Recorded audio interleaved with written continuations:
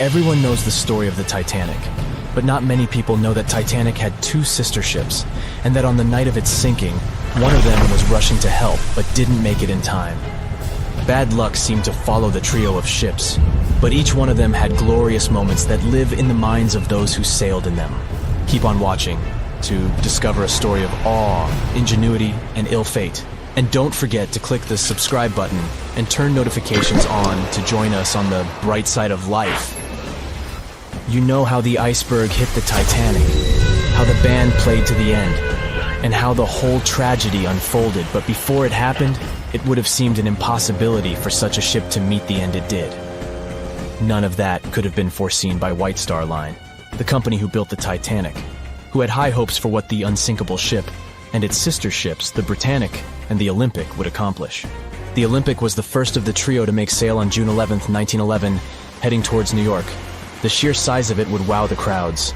The Olympic's maiden voyage went without incident, and a crowd of 8,000 people in New York got to explore its luxurious accommodations while it was docked there. There were high expectations for the massive ship, but just around 2 months later, the Olympic crashed with the HMS Hawke. The Hawke got the brunt of the damage, as the bow was left flat as a pancake. After the crash, the Olympic made its way slowly back to Belfast, where the Titanic was being constructed. On the dock, people could see the two enormous ships side by side, as parts of the Titanic were used to put the Olympic back in shape. A rare sight to behold. And on April 14, 1912, the Titanic hit an iceberg, and minutes later, the crew radioed nearby ships for help. That night, the Olympic was returning from New York when it received the distress signal. The ship turned around and rushed at full speed towards the Titanic, but they were so far away that they would have arrived next night. At some point during the early hours of April 15, 1912, the crew of the Olympic decided they wouldn't make it in time and stopped course. The survivors of the Titanic were eventually rescued by the Carpathia. Olympic was set up with lifeboats for all crew and passengers after the Titanic sank. It went from having 20 lifeboats to 64. Changes were also made to the watertight bulkheads, and an extra hull to construct a type of double hull was installed. It was determined that a double hull would have kept the Titanic from sinking. For several years, Olympic was used in the war effort against Germany.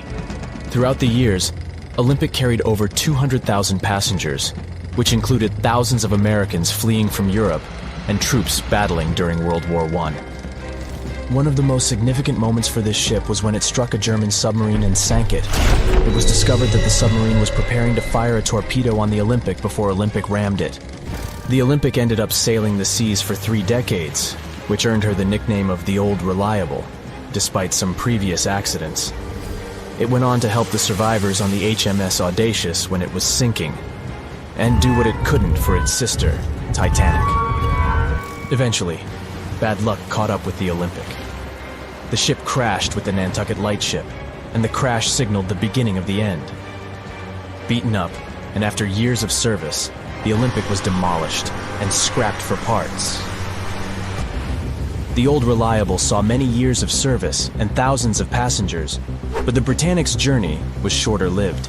When the Titanic sank, White Star Line was faced with a problem since they already had another enormous ship in the works. White Star Line began construction on the RMS Britannic on November 30, 1911, around 4 months before the Titanic sank. Although the Britannic was the youngest of the trio of ships, having been constructed last, it was also the biggest. They intended to name it Gigantic, but after the Titanic's disaster, they changed the name to Britannic, since they considered it to be a lucky name. With the Titanic sinking, the White Star Line underwent rigorous investigation, and many changes were made to the Britannic's design. The Britannic looked very similar to the Titanic, and it had what was at the time the largest marine turbine in the world, able to reach faster speeds than the Olympic. With Titanic's fate fresh in their minds, everything possible was done to ensure the safety of this newer ship. The Britannic was eventually launched on February 26, 1914, almost 2 years after Titanic met its end. After the Titanic's disaster, the White Star Line wanted the Britannic to redeem their name. The Britannic was on its way to becoming a successful ship. It transported passengers for over a year and a half when the British government requisitioned it and turned it into a hospital ship during the beginning of World War I. The ship became an even more impressive sight to look at. It was painted all white, with enormous red crosses on its side to indicate it was a hospital ship. One of the ship's surgeons, Dr. J.T.H. Beaumont, thought of it as the most wonderful hospital ship that ever sailed the seas. It could treat as many as 3,309 patients at once. This is how the Britannic became His Majesty's Hospital Ship, or HMHS Britannic. Though the sight of this magnificent ship must have put a smile on a wounded soldier's face or two, the Britannic didn't operate for long. Just a year after it was turned into a hospital ship, the Britannic was making its way through the Aegean Sea to pick up wounded soldiers, when it was struck by a loud explosion. The passengers didn't know what had happened, but headed to the deck to disembark. It is unclear what hit the Britannic, but the general consensus is that it was struck by a mine left by a German U-boat, though some still believe a torpedo hit it. The captain tried to move the ship to a beach close by, but the ship was sinking fast. In the desperation, against the captain's orders, several crew members launched lifeboats and disembarked. But since the ship was moving and the propellers working, the lifeboats were sucked and destroyed by the propellers. Though so much effort had gone in to ensure the Britannic was safer than the Titanic, whatever explosion occurred left the Britannic in the same dire condition as the Titanic in just 10 minutes. In a cruel twist of fate, it also sank in the ocean. Unlike Titanic's enormous death toll, only 30 people perished in the sinking of the Britannic, and over 1,000 survived. So many people survived because the accident happened in the morning, when the temperature of the water was warmer and the Greek island Kea was close by to offer help. In the end, the Britannic only sailed the seas for over 2.5 years. The bad luck that followed the Titanic and the Britannic and the accidents and demise of the Olympic was remarkable. But what was most impressive is that there was a woman who sailed on all 3 ships and survived. Violet Jessup was a crew member and nurse aboard the ships. She was there when the Olympic collided with the HMS Hawk in 1911 and disembarked safely. 2 years later, she escaped the sinking of the Titanic in lifeboat number 16, and she showed some women it was safe to board the lifeboats. You'd imagine that would be enough to keep her from ever getting on a boat again, but not for her. A few years later, she served as a nurse in the Britannic while it was used as a hospital ship. When the explosion occurred, Violet jumped overboard, was pulled under by the water, and hit her head on the keel but survived. Can you imagine her experience? She must have had nerves of steel. All in all, the trio of ships saw journeys of triumph and tragedy. Ill fate might have followed them, but all the survivors were left with incredible stories to tell. So tell us, Brightsiders, would you have liked to have seen any of these ships in real life? Let us know in the comments section. Don't forget to give this video a like, share it with your friends, and click subscribe to stay on the bright side. "I'll never let go, Jack. I'll never let go," said Rose.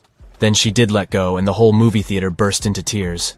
It happened when Titanic came out in 1997. Alright, who am I kidding? It's really hard not to cry when you watch this scene for the 10th, 20th, and 50th time almost 30 years later. But did this great love story happen in real life? Or did James Cameron just invent it for some good drama? As much as I don't want to disappoint you, Jack and Rose never fell in love on board the real Titanic. There was a real Jay Dawson on the luxurious ocean liner, but he was a crew member, and his full name was Joseph. The real-life inspiration for Rose was the American artist Beatrice Wood. James Cameron came across her biography while he was working on the first draft of the script and decided to bring her love for art and family background into the story. It doesn't mean that the movie is completely off when it comes to historical accuracy, though. The unsinkable ship that sank departed from Southampton, England to New York and was 400 miles south of Newfoundland on April 14th when crew members noticed the iceberg. The contact with it lasted 37 seconds, precisely as long as the corresponding scene in the movie. Remember this guy, Thomas Andrews, who was wandering around with a small notebook and pencil? He was the real ship designer.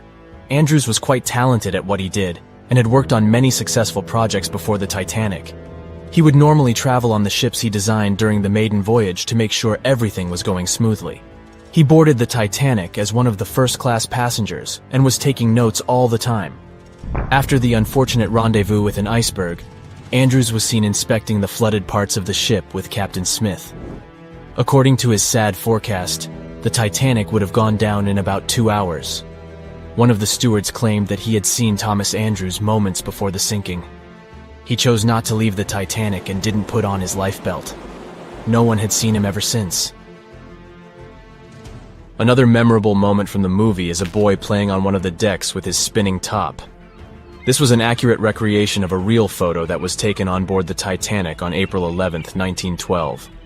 The passengers in the photo are first-class passengers Frederick Spedden and his 6-year-old son Douglas. The family was going back home to America after traveling around Algeria.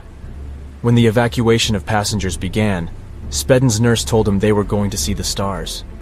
They say he had successfully slept through the entire drama and woke up safe and sound in a lifeboat the following morning.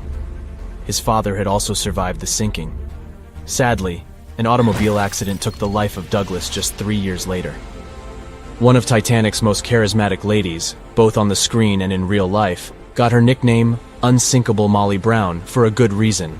Several witnesses remembered she was, indeed, trying to persuade others in her lifeboat to go back and save more lives, just like in that heartbreaking scene from the movie.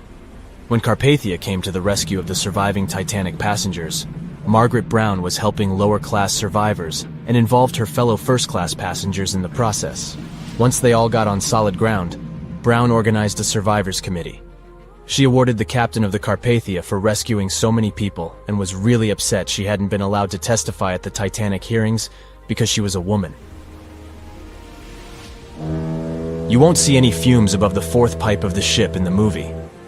It's not a technical mistake. The Titanic, indeed, had it only for more impressive looks and didn't really need that pipe. Back in 1911, the year before our hero's departure, large ships would mostly sail with 4 chimneys. They needed those to draw heat and fumes from their massive boilers. The Titanic was a real engineering gem that only needed 3 chimneys to function. So the 4th was added for balance. They thought the public would have been disappointed to only see 3 pipes on the greatest ship of all time. The movie had an impressive budget, $200 million, but even that wasn't enough to cover all the possible costs. Cameron knew they had to save some money, so they built the replica of the liner only on the starboard, which means the right side. They chose this side to make things look more realistic. The wind at the filming location was moving mostly from north to south, so with the fumes going out, it looked like the liner was actually moving through the ocean.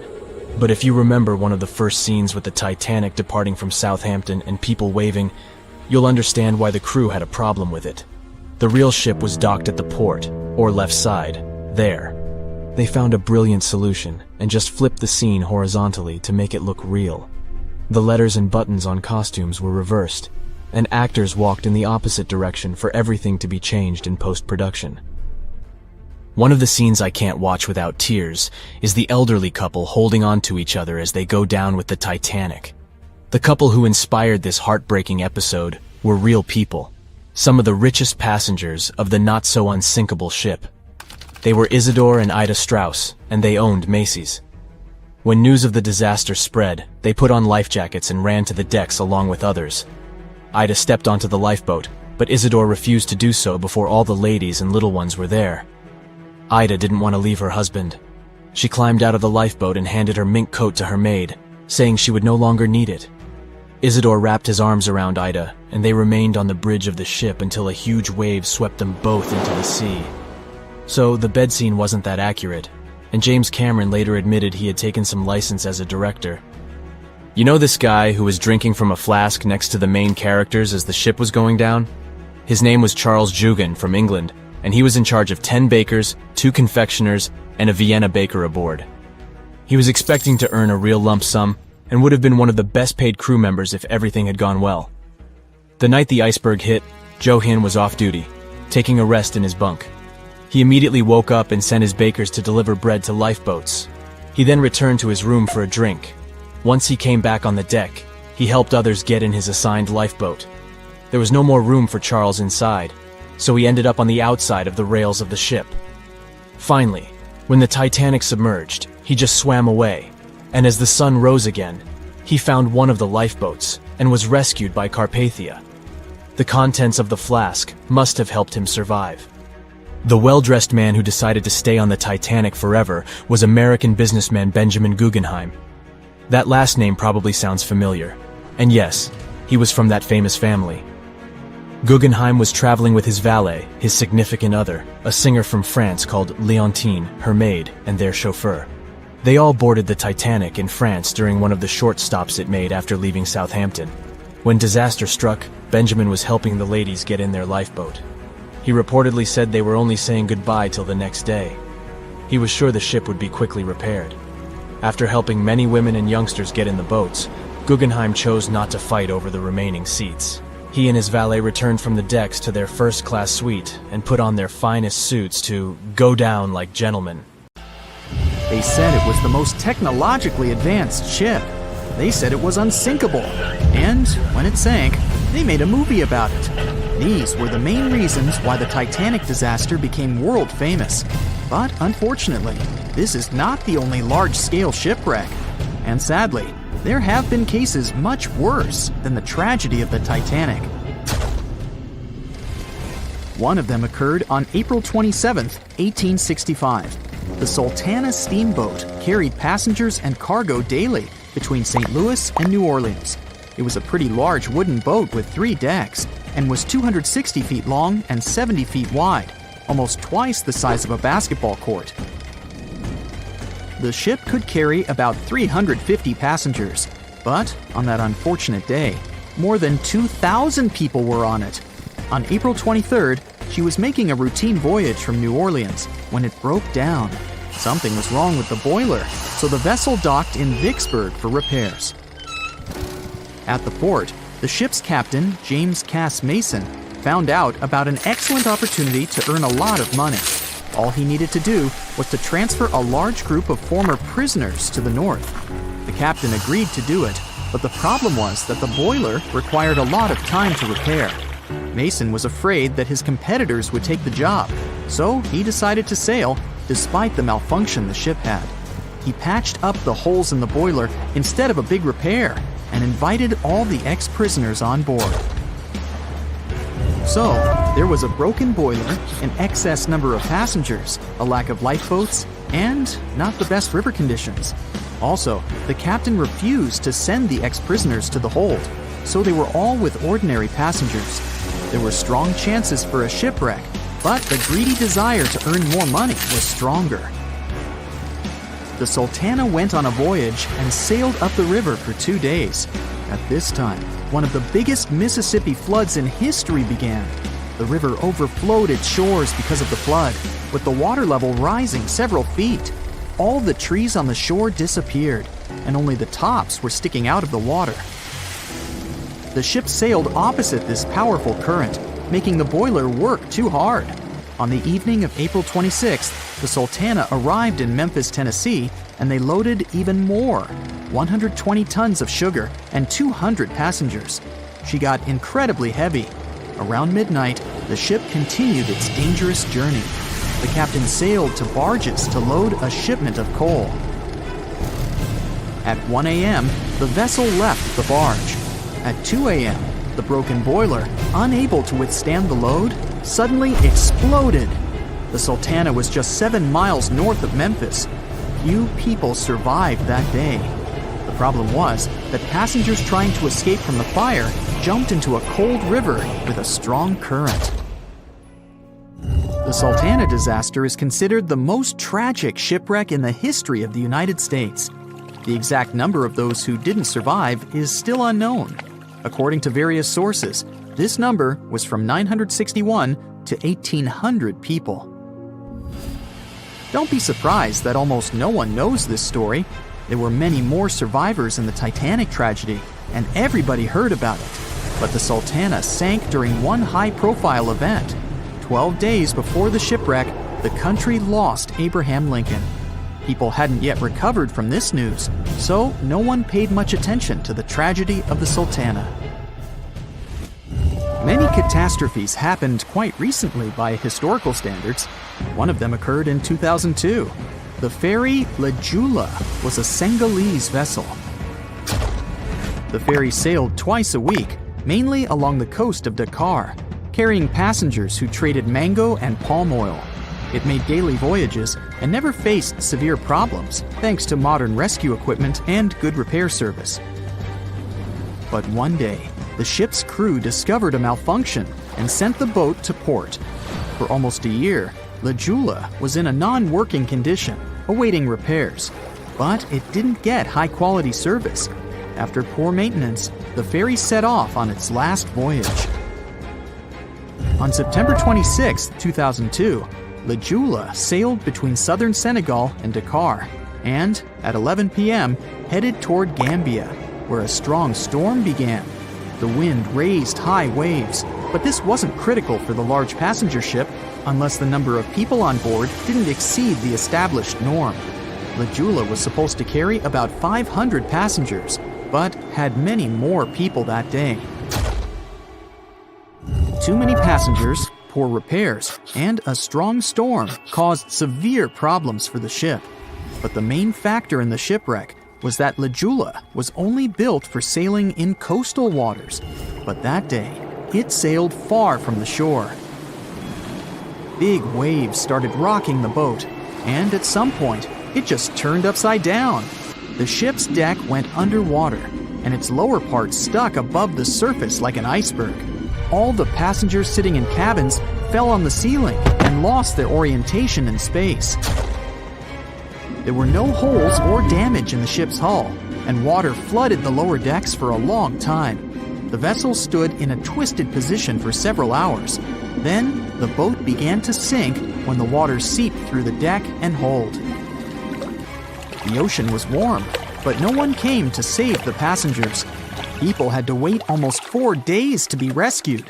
Unfortunately, only a few managed to survive. The Philippines is a very dangerous area for ships. This place consists of several thousand islands and a vast area with shallow water. Ships can run aground and damage the hull with reefs and pitfalls. On September 20th, 1987, one of the most terrible disasters in navigation history occurred there. A Philippine passenger ferry called Dona Paz left one of the islands and sailed toward Manila. The sun was shining, the ocean was calm, and the visibility was good. But for some reason, the crew members didn't notice how the tanker Vector was approaching them. The two ships collided at low speed. The collision wasn't strong, but the problem was that the Vector had tons of oil on board, and the Dona Paz crashed into the cargo hold where that oil was stored. So it spilled all over the ocean, and then a spark slipped through. Not only did the two ships catch fire, but also filled with water. Both ships sank in a matter of seconds. Only a few dozen people survived that disaster. On September 27, 1854, the passenger ship Arctic sailed from Liverpool to New York. The fog came rolling down, and visibility got really bad. Another boat appeared out of the thick white haze, the French steamer Vesta. The ships were close enough to each other that a collision was inevitable. The French vessel was smaller, so it seemed to the Arctic's captain that Vesta had received a lot of damage. And while he was staring at the other ship, his boat got quickly filled with water. The captain gave the order to sail to the shore as fast as possible, but the ship's engines stopped working because of the flood. Then the ship's crew started to lower lifeboats with women and kids. Still, when rescuers found lifeboats with people, it turned out that only 87 out of 400 people survived, 65 crew members and 22 passengers. Surprisingly, there were only grown men among them. The ship's captain survived by clinging to the wreckage. All newspapers wrote about this story as one of the most terrible and shameful tragedies in navigation history. The survivors were criticized because they didn't save women and kids, and the crew members were accused of violating the law, since the safety of passengers should be higher than the safety of sailors. But despite this, none of them were brought to responsibility. Unfortunately, shipwrecks still occur to this day, but fortunately, there are fewer of them than before, thanks to modern navigation systems and radar. But no technology can guarantee there won't be a super strong storm or any other emergency that no one can foresee. If I asked you to name the most famous shipwreck of all time, you'd go with the Titanic, right? The Atlantic Ocean, the hope for new life, heartbreaking love stories. It had it all to become a blockbuster. But I guess you've never heard of SS Princess Alice that submerged in the sewage of the River Thames, taking between 600 and 700 lives with it. Life in 19th century Victorian London wasn't easy, especially for working class folks. Affordable public transport and bank holidays made it a bit easier. The people could escape to the coast on a train or pleasure boat, even if it was just for a day. Sheerness on the Isle of Sheppey in Kent started as a fort under Henry VIII and then grew into a bustling town with a dockyard. When they added a railway station in 1863, it became a prime destination for day trippers and holidaymakers. Seaside promenades, charming piers, and a whole bunch of fun stuff to do by the sea. It had it all. A bit inland along the River Thames, you had the Rocherville Gardens. These gardens had archery lawns, bowls, mazes, lakes, cliff walks, and even a floral bazaar. Plus, there was an aviary, a bear pit, and a skeleton of a lost whale that had taken a wrong turn in the Thames.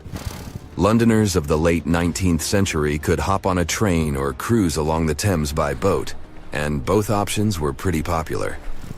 But on the 3rd of September, 1878, way more people than usual opted for the boat. They chose it over the railroad after a passenger train had collided with goods wagons in Kent, taking the lives of 5 people. The river felt like a safer way to go. One of the ships available for the trip was the SS Princess Alice. The paddle steamer was first launched in 1865 on the west coast of Scotland.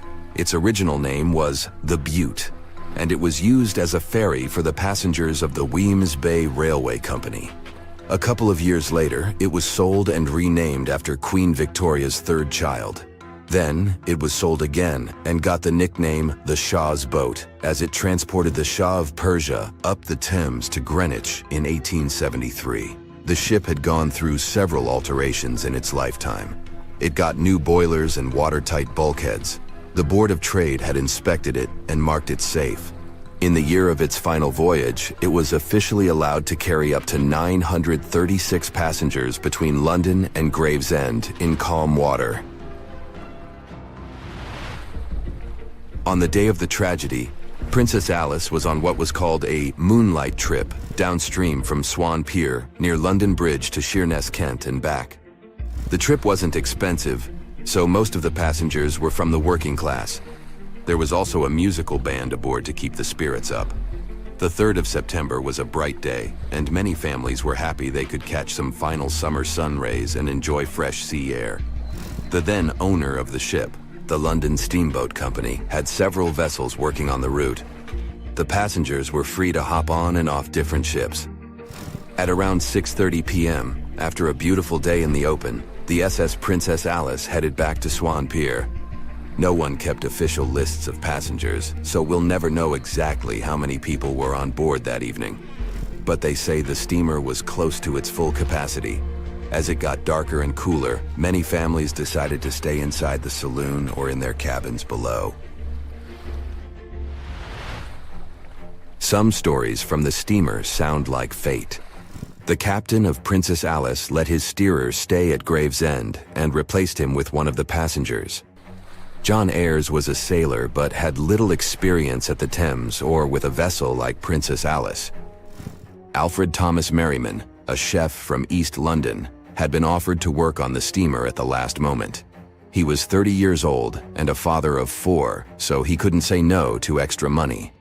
At around 7:40 p.m., he was standing on the deck by the saloon door.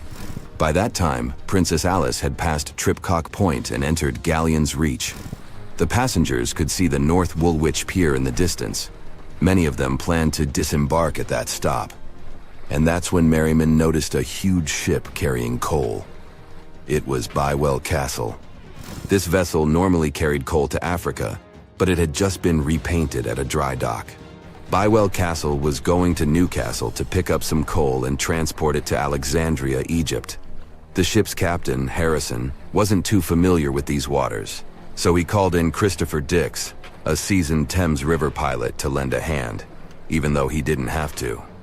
The ship had a fancy raised forward part below the deck, and Dix couldn't quite see what was in front of him, So, they had a sailor on lookout duty.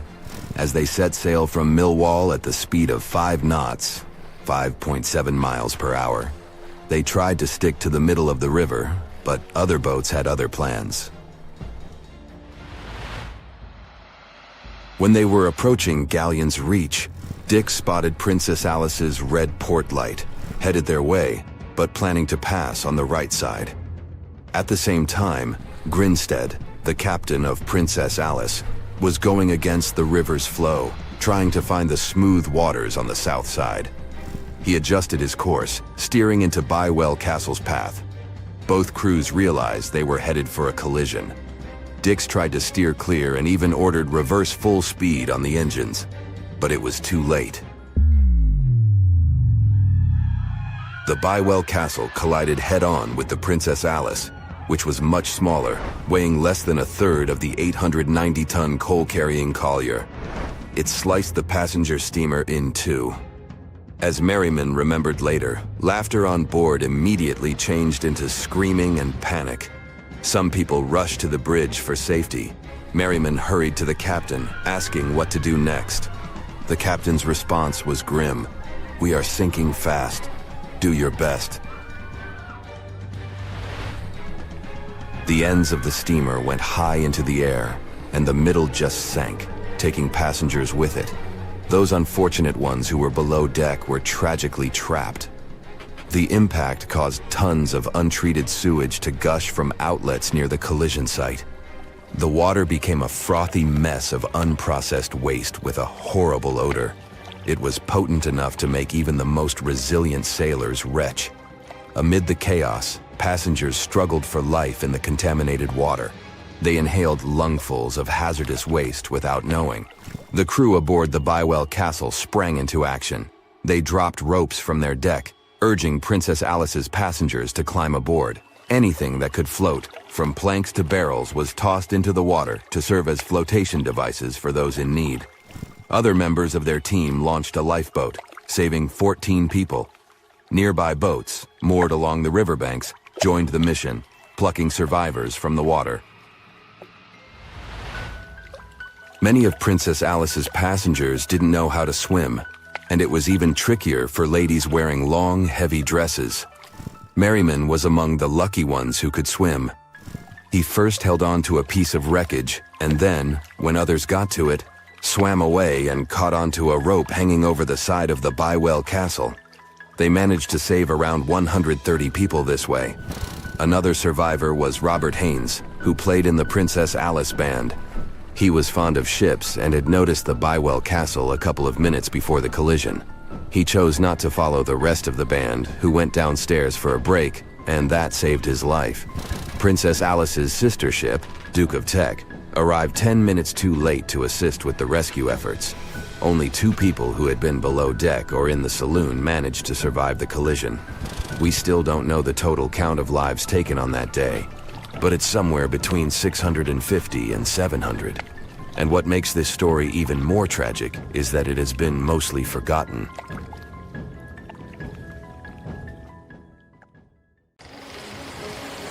It was 11:39 at night when the Titanic's lookout shouted, "Iceberg, right ahead!" Swift action on the bridge to reduce speed and change the ship's course didn't help, and you already know how the story ends. Since then, we've regarded what happened to Titanic as a once-in-a-lifetime event. Is it though? The Titanic sank in 1912.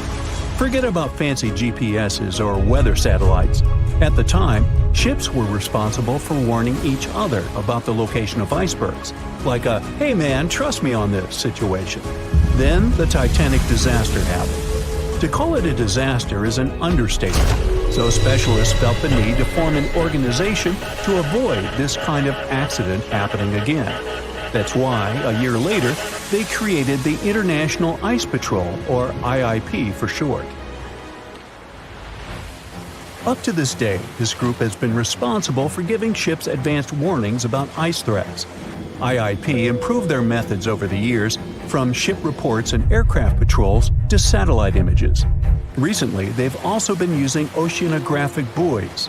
floating devices providing real-time information about ocean conditions up to 164 feet below the surface to predict the potential drift of icebergs. Luckily, IIP is doing an excellent job in reducing ship iceberg collisions.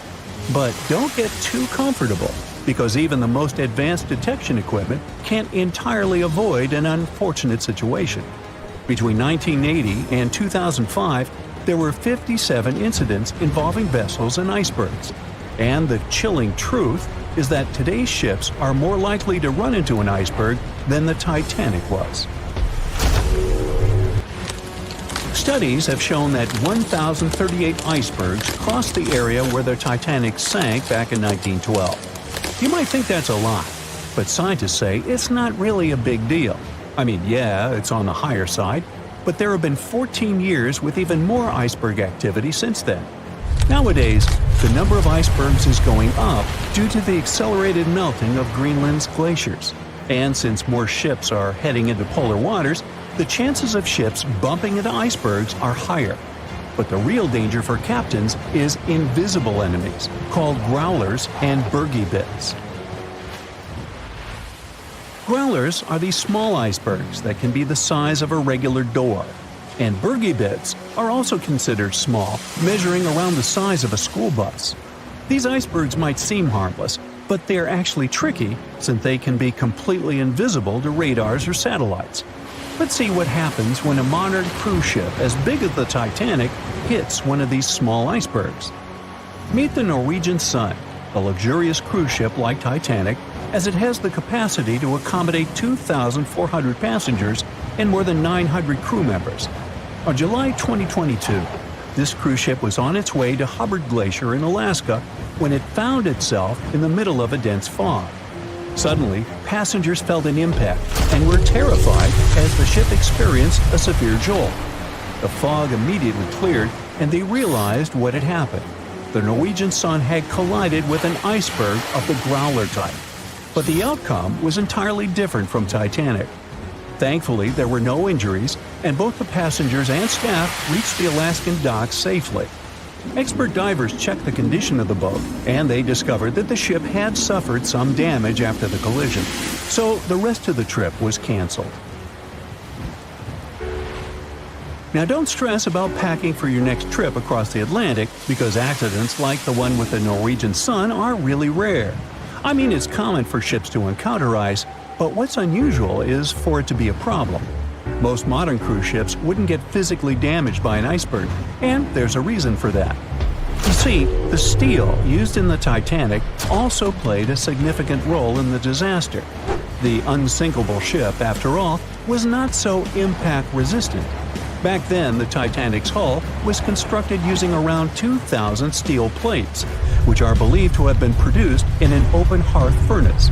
As a result, the steel contained a high concentration of phosphorus, oxygen, and sulfur. High levels of these elements make steel brittle at low temperatures, causing it to fail upon impact. While the steel used on the Titanic was of the highest quality available at the time, it wouldn't meet the safety standards of modern ships, and it was approximately 10 times less safe than what today's vessels use.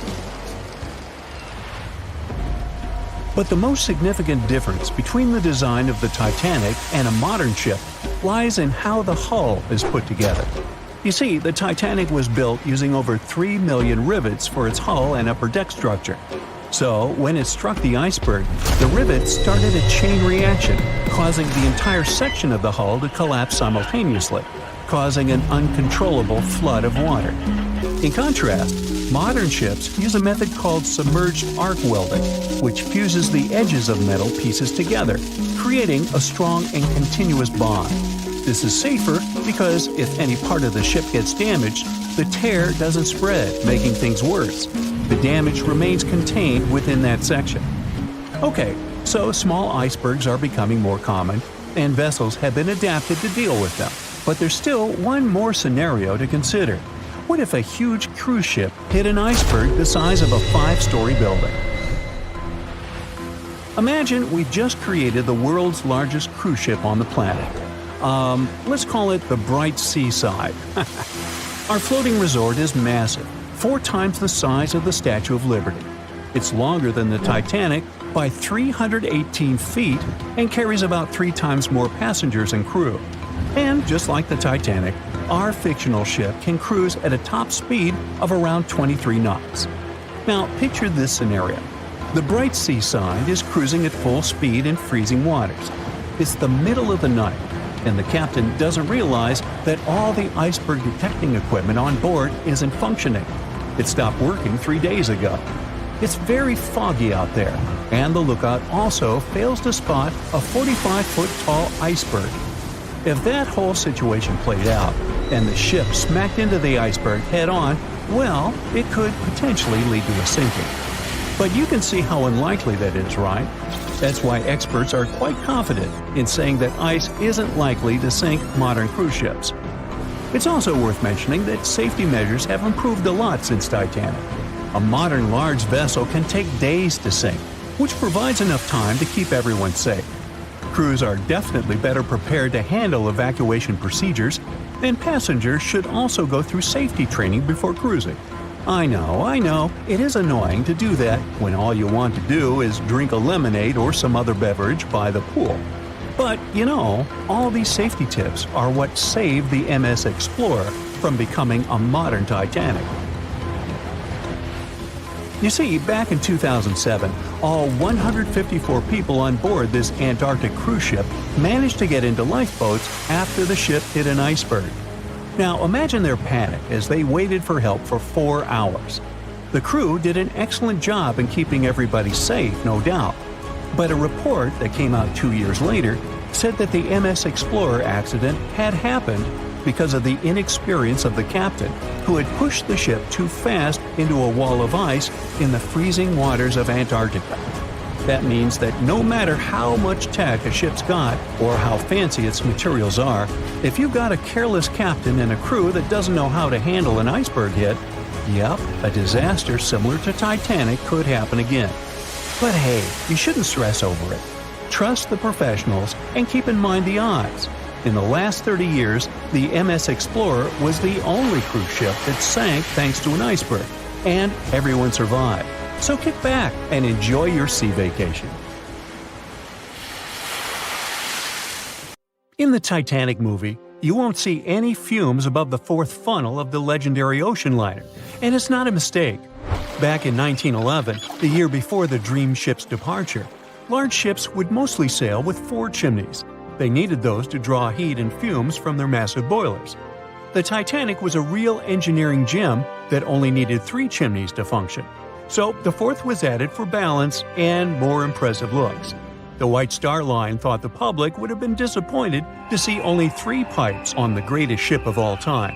The Titanic's sister ships, the Olympic and the Britannic, also had 1 fake funnel each for the same reason. The dummy chimney wasn't completely useless and served for ventilation. It took out the fumes from the machine spaces in the lower decks and from one of the first-class general rooms. 1 big ventilation funnel, instead of several small ones, helped to declutter the upper decks and left more open space for passengers to enjoy their strolls. When Titanic went down, the funnels, each weighing 60 tons, went down with the rest of the ship. They were made extra tall to make sure the passengers weren't covered in the soot being ejected. Their height and weight let them stay in the upright position. The forward funnel, followed by the others, fell only when the ship went for the final dive. Those chimneys were much lighter than the bow, so they spread among other debris. The light material they were made of flattened once it hit the bottom, and the iron-eating bacteria living deep down took care of it later. The bow of Titanic remained intact when it hit the seabed, but the stern was completely mangled. When the famous ocean liner hit that iceberg, things got really messy. It took the future movie star a whole 2 hours and 40 minutes to submerge completely. The collision let water flood 6 out of 16 watertight compartments. As the water gushed into the starboard side, the ship started to tilt down in the front and a bit to the right. By midnight, the damaged compartments were spilling water into others, and it was chaos because these compartments were only watertight horizontally.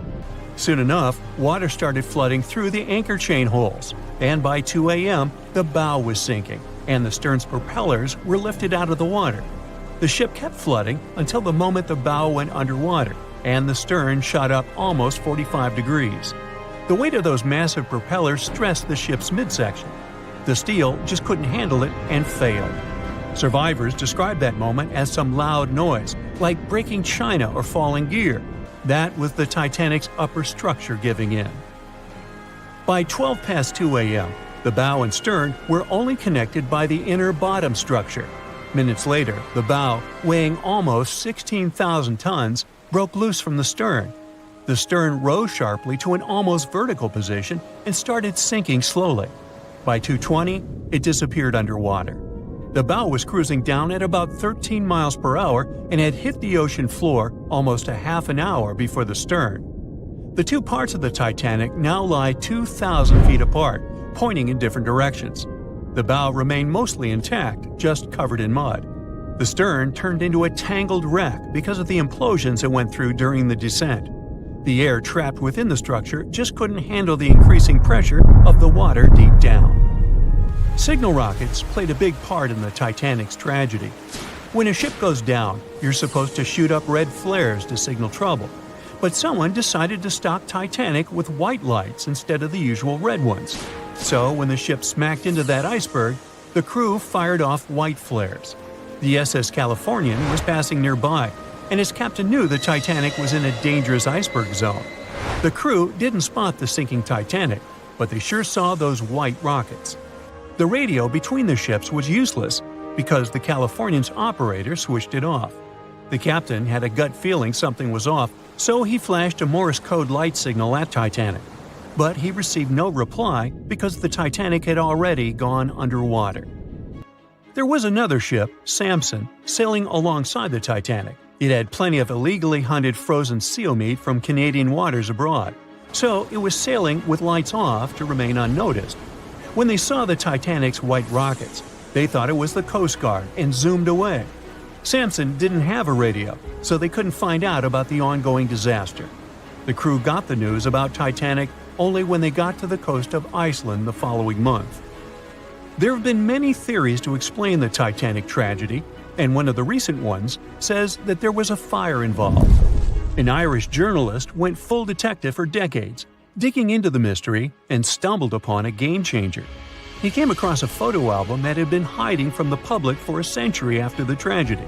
In the pictures, taken at the Harland and Wolff shipyard in Belfast, Northern Ireland, just over a week before the liner sailed, you can clearly see a massive 30-foot black spot on the ship's hull.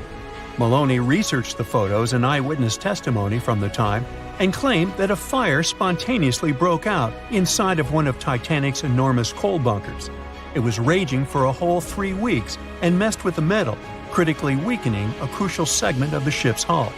Back then, most ships had just one hull, so it was the only skin the Titanic had. That's why the iceberg managed to punch a hole through the ship so easily. If it hadn't been for the fire, the Titanic might have shrugged off that iceberg collision. The company operating the liner knew about the fire, but they decided to conceal that fact. They didn't want any negative stories in the press as they faced some serious competition in transatlantic voyages. The Titanic was sold out, so they stocked up on coal and made it sail. The moon might have also played a role in the sinking. Our satellite heavily affects tides on the Earth. The closer it is to our planet, the stronger the tides are because of the increasing gravity of the moon. Back in 1912, the moon was so close it made several glaciers in Greenland break apart. Massive chunks of ice that broke off from the glaciers started floating south. The supermoon event came just 6 minutes after a spring tide. During new and full moons, the alignment of the moon, the Earth, and the Sun makes their combined gravity reach its peak.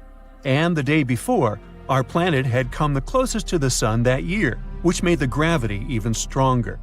This mixture of events created perfect conditions for one of the most powerful tides in history. It created the perfect conditions for the icebergs breaking off from Greenland's glaciers to move freely. Opponents of this theory say that the difference in tidal force wasn't actually that big, and it couldn't have been the main cause of the sinking. The iceberg tore down the side of the ship, leaving a huge opening in the hull. It wasn't a continuous rip, and damage was caused in several places. Some experts believe the ship would have survived the iceberg if it had hit head-on. The Titanic had watertight compartments designed to prevent flooding in case of a collision. Only the first 3 or 4 of these compartments would have been flooded. This could have helped save a lot of lives. Supporters of this theory put the blame for the disaster on First Officer William Murdoch. Huge, fast-moving ships don't just turn in a matter of seconds like a speeding car. It takes minutes. When Murdoch realized the collision was inevitable, he tried dodging left to avoid a direct hit. But despite his efforts, the ship still collided with the iceberg. You know the rest.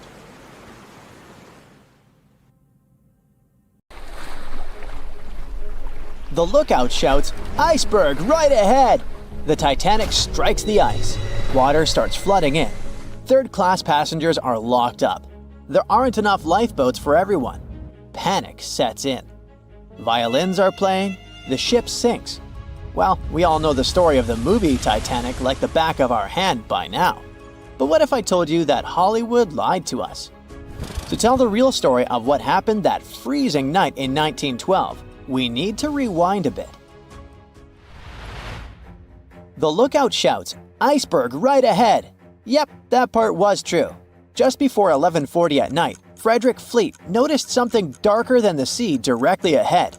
As the ship got closer, he realized it was an iceberg. The engines were quickly reversed and the ship turned sharply. Instead of hitting it head-on, Titanic scraped along the side of the berg, sprinkling ice on the forward deck. If you remember, in the movie, Jack and Rose are having a romantic moment when they feel the ship shudder after hitting the iceberg.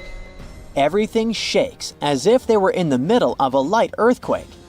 Some real-life passengers reported feeling something similar after the impact, but according to Titanic survivor Frank Prentice, it wasn't exactly like that. He said there was no impact as such, and it all felt more like slamming on your car brakes. The ship stopped, and that was that. Some people even slept right through the collision, confirming that there wasn't such an abrupt impact. Mr. Prentice, curious about what had happened, left his cabin and went out to the deck. When he got there, all he could see was a little ice on the surface, not the towering iceberg that Jack and Rose saw. But as we all know by now, the real damage happened below the waterline, where the iceberg had a jagged spur that slashed a 300-foot gash in Titanic's hull. Once the crew realized how severe the damage was, they immediately began sending distress calls to nearby ships, asking for help. At some point in the movie, the radio operator goes to the captain and says there is only one ship nearby, the RMS Carpathia, which later ends up rescuing many passengers. But in real life, there were more ships around. It's believed that the SS Californian was only about 23 miles away. This ship might have actually seen the Titanic sinking, or at the very least, seen its rockets exploding high in the sky. Yet, for reasons we will never fully understand, they didn't try to help. Let's get back to the story. Now, people need to get off the ship. At 12:45, lifeboat number 7 was the first to be lowered. Just like in the movie, women and children were told to go first. But in reality, some women were hesitant and even refused to get into the lifeboats. Mr. Prentice said this happened mainly for 2 reasons. First, these lifeboats were high and passengers were terrified of the 70-foot drop from the deck to the ocean below. And second, most women didn't believe the Titanic would actually sink. It was called unsinkable after all. So the idea of getting into a lifeboat seemed pointless at the time. This mindset probably explains why Eloise Smith, a first-class passenger, recalled that there was no panic or chaos at first. Other survivors backed this up, saying that no women or kids were crying. But one thing that was indeed concerning, at least for the crew, was the possibility that the lifeboats might buckle under too much weight. This is one of the theories why the first few lifeboats left carrying only a fraction of their full capacity. Like lifeboat number 7, which only carried 27 people in it, even though it could hold up to 65. In total, Titanic had 20 lifeboats, which could carry about half of the 2,200 people on board that night. But that didn't happen. And now we know the passengers had no idea there weren't enough for everyone. As women were calmly getting into the first lifeboats, musicians headed up to the deck. Their only goal was to play and keep the passengers calm. That's a pretty well-known fact. But the real story is that some survivors said they never saw or heard the band. No violinists whatsoever. It's not like Hollywood misled you, though. The musicians did play for over 2 hours after the ship had hit the iceberg. So maybe these passengers were just too panicked to notice the songs, or the musicians started playing later than we think. Now, it's time to talk about the terrible treatment that third-class passengers received. The movie portrayed the crew as cruel, locking the less fortunate below deck like animals, giving them no chance to reach the lifeboats and save their lives. But the official inquiry into the disaster suggested that wasn't true. I mean, yes, fewer third-class passengers survived compared to those in first and second class, but there were other factors at play. Many third-class passengers were reluctant to leave the ship, clinging to their belongings, and had a harder time making their way up from the cabins, which were at extreme ends of the ship. Some survivors confirmed that they were not locked up. In fact, it was quite the opposite.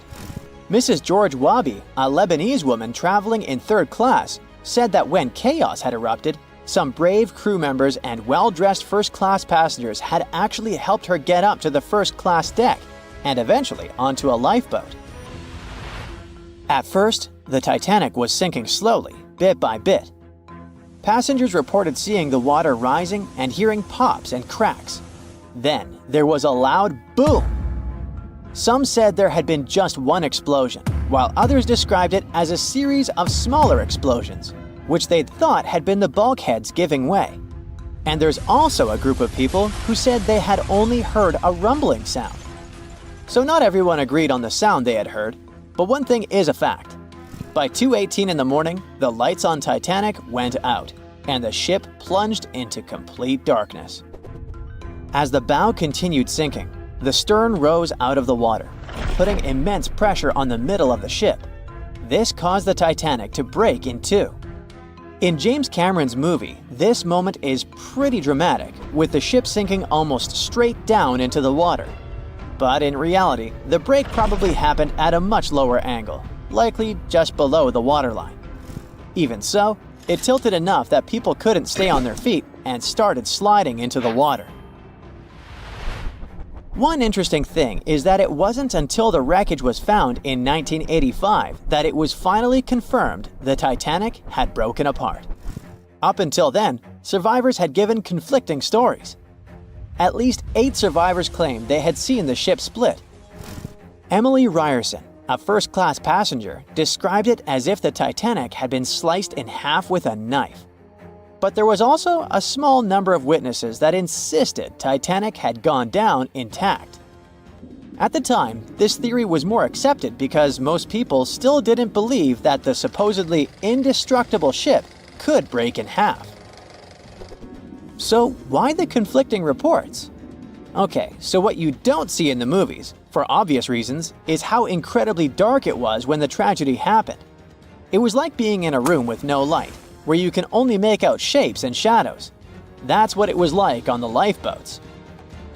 This means passengers couldn't really see what was happening, and most of those who were close to the ship either lost their lives or were too focused on trying to survive to pay attention to the details of the wreck. Although James Cameron's film didn't fully capture how terrifyingly dark the disaster truly was, the 2012 TV series Titanic did a better job of showing the pitch-black horror of that night. Even then, the reality was much darker and more terrifying than either of these two productions could portray. They were on their way to the New World when a rendezvous with an iceberg crushed all of their dreams and hopes. There was panic and tears and heartbreaking goodbyes, like that of Jack and Rose. Or was there? Let's see how well you know the real story of Titanic. The love story of Jack Dawson and Rose DeWitt Bukater was inspired by true events. What do you say? Is it a myth or a fact?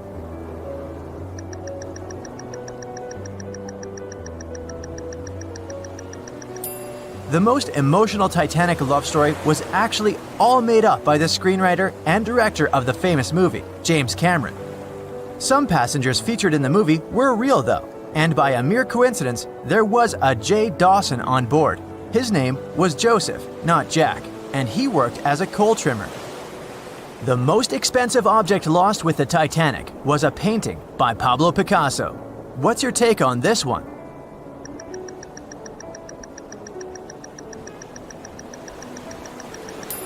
It's a myth. Another one given to us by the famous movie.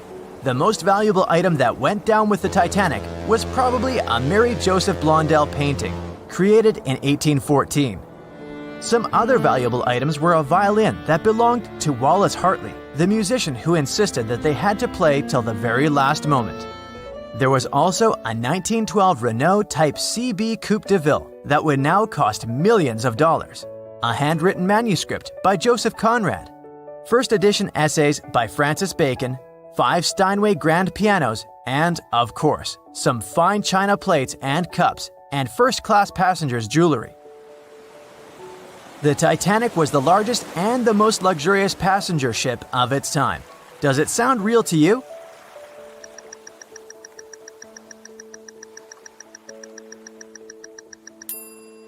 Yep, it's totally true. In April 1912, the Titanic was the largest ship ever built.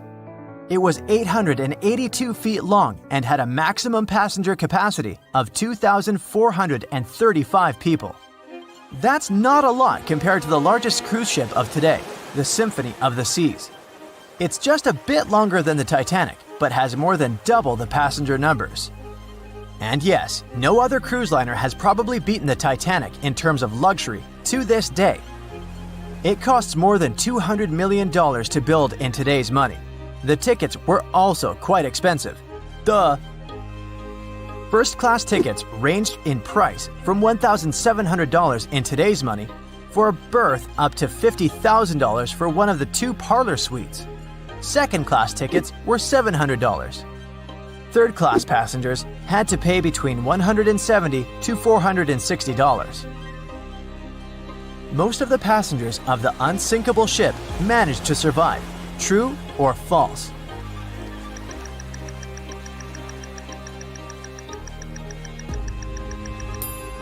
Sadly, it's false. Only 37% of all the passengers actually survived the meeting with the Titanic. Around 61% of the first-class passengers, 42% of the second-class passengers, and 24% of the third-class passengers made it out alive. The Titanic was passing through the Bermuda Triangle when things went wrong, and that's probably why it sunk. What do you say? Myth or reality?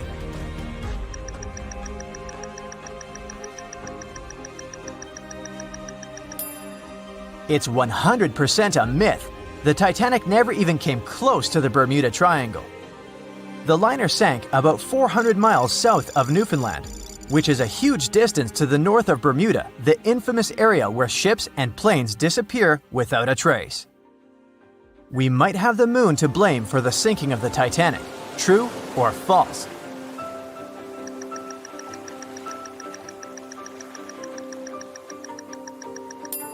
This one is true. The moon heavily affects the tides on Earth. The closer the moon is to the Earth, the stronger the tides are because of the increasing gravity of our satellite.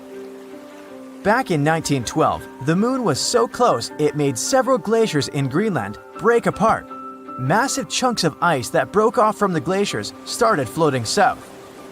The supermoon event came just 6 minutes after a spring tide, the alignment of the moon, the sun, and the Earth that makes their combined gravity reach its peak twice a month. And the day before, our planet had come the closest to the sun that year, which made the gravity even stronger. This mixture of events created perfect conditions for one of the most powerful tides in history. Icebergs breaking off from Greenland's glaciers drift off to the coastal waters of Labrador and Newfoundland, where they often run aground. To move on, they need to either melt and become lighter, or catch a high tide that would carry them further. The 1912's tide was as high as it gets. So they shifted many shipping routes south because of the huge amount of icebergs. but not the Titanic, of course, as they believed it was unsinkable. It took 4 hours and 40 minutes for the Titanic to sink. What do you say?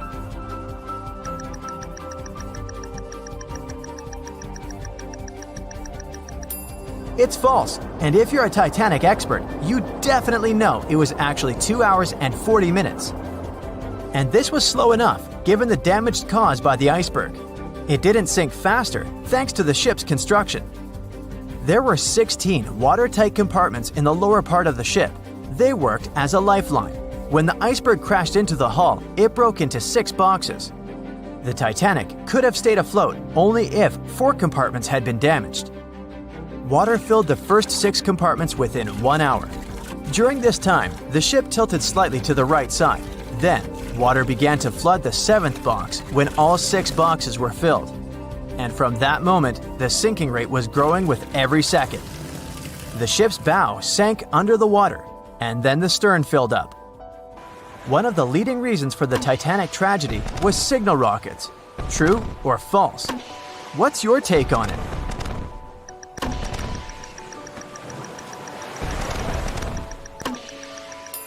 This one is true.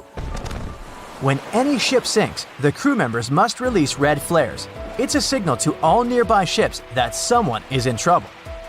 But for an unknown reason, someone put white lights in the Titanic's rocket box. When the ship crashed into an iceberg, the crew members released white flares. Another ship, SS Californian, was nearby at the time. Its captain knew the Titanic was going through a dangerous iceberg area. The crew of this ship didn't see the Titanic in the dark, but they noticed white rockets. Radio communication between the vessels didn't work. The SS Californian operator turned off the receiver. The Californian captain felt that something was wrong, so he sent a Morse lamp signal to the Titanic. But it was too late. The ship was already underwater, so no one could respond. Another ship, Samson, was sailing alongside the Titanic. It drifted with lights off since it was catching seals, and that's not legal. When the captain saw the Titanic's white rockets, he thought it was the Coast Guard. So Samson sailed away as fast as they could. They realized they had abandoned the drowning passengers once they made it to Iceland and learned the horrible news. In 1996, one expedition managed to raise the Titanic from the ocean floor. Do you believe it?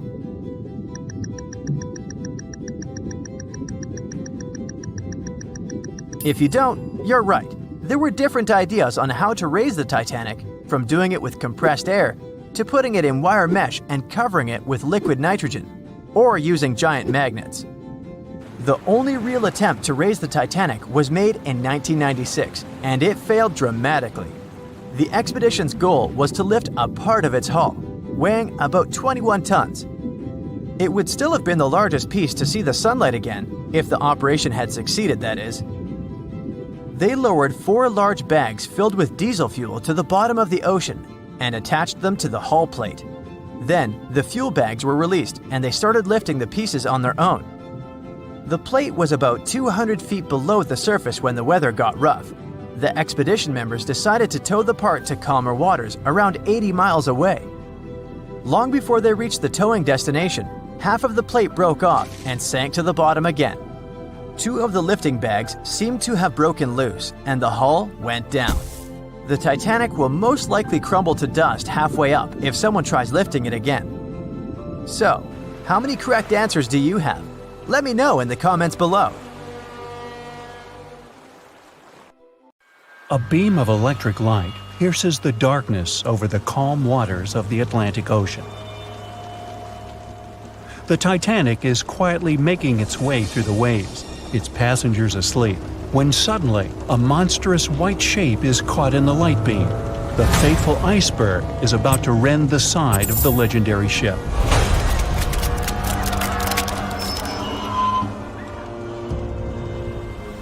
April 14, 1912, only 2 days before someone will take a photo of a giant iceberg with a pretty unusual elliptical shape.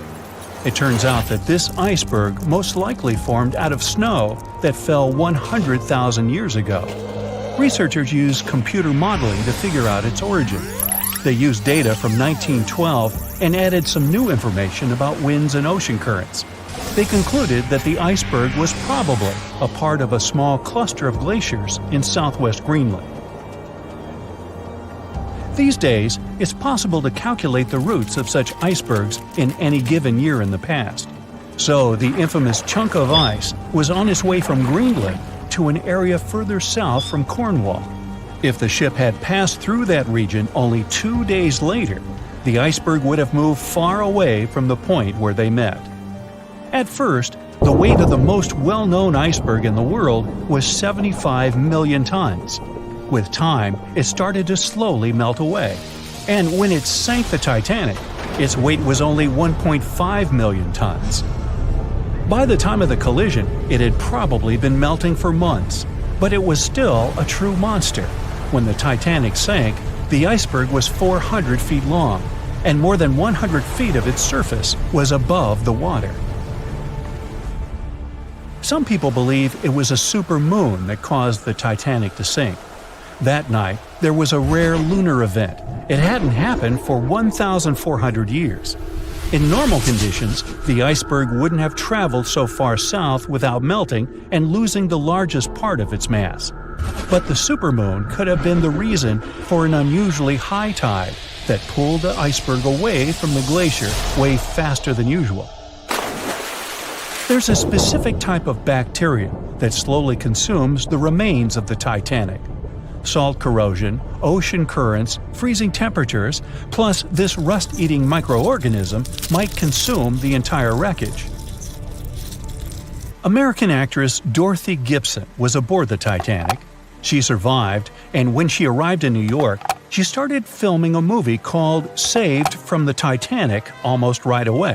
The movie was released only a month after the Titanic sank, and in the movie, she even wore the same shoes and clothes she had during the actual disaster. The movie was a big success at that time, but the only known copy was destroyed in a fire. 14 years before the Titanic sank, a novella called Futility had been published, and it seemed to have predicted the whole event. The plot centered around a fictional ship called the Titan that sank during its voyage. The Titan was almost the same size as Titanic, and they both went to the bottom in April. The reason was hitting an iceberg, too. Both the real and fictional ships were described as unsinkable, and both of them had the legally required number of lifeboats, which, as it turned out later, were nowhere near enough. We've seen it in the movie, but there were some real-life love stories happening on the Titanic, too. 13 couples even took a trip on the Titanic as part of their honeymoon. One of the couples owned Macy's department store in New York. Once it became clear the Titanic was rapidly sinking, the woman refused to go into a lifeboat without her husband. But he didn't want to join her while there were still women and children who he thought had to go first. Then his wife gave her coat to her maid. She insisted that the maid should get into the lifeboat, and she wanted her to be warm. As for the woman herself, she decided to stay with her husband till the end. Some people believe Titanic sank because of a mummy, not an iceberg. It all started around 1000 BCE with a mysterious woman who lived in Egypt, in the city of Thebes. People knew little about her, but they called her a priestess. Her mummy was put in a wooden sarcophagus and covered with a large lid with the image of her face and some mystical inscriptions. This place had been hidden until the first half of the 19th century, when a group of locals accidentally came across it. They disturbed her peace. No one knows how, but the mummy disappeared that day without a trace.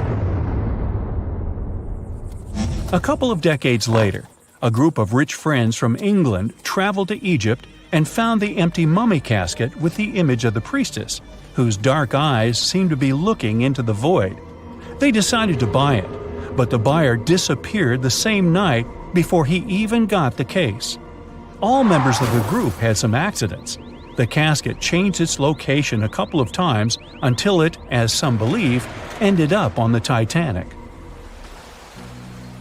It took more than 70 years for a robot submarine to find the ruins of this legendary ship.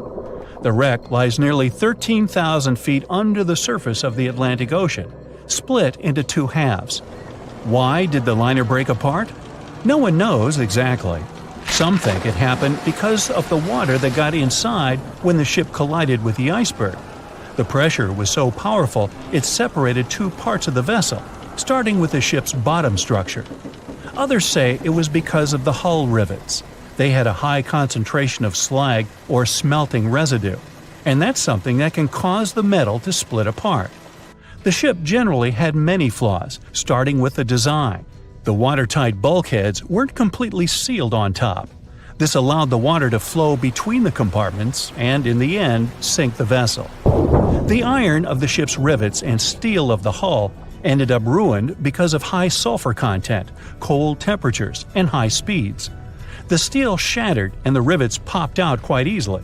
Because of this, Titanic sank 24 times faster than it would have otherwise. If the ship had hit the iceberg head-on instead of ramming it with its side, it would have probably stayed afloat. How come the crew members didn't have binoculars? It would have surely helped them spot the iceberg on time and maybe even avoid the disaster. But the binoculars on the Titanic were locked in a storage cabinet. Only one crew member had the key, and he had been transferred off the ship right before it set sail. He later said he hadn't remembered to hand over the key. But even without the binoculars, the ship might have had some time to change course and avoid the collision if the crew had gotten some warning. But that's the thing, someone did warn them. About an hour before the incident, a ship that was relatively close to Titanic, the SS Californian, sent a message to inform them it had stopped because of dense ice field. But the warning never got to the Titanic's captain. Some experts say it was because the radio operator didn't think it was that urgent.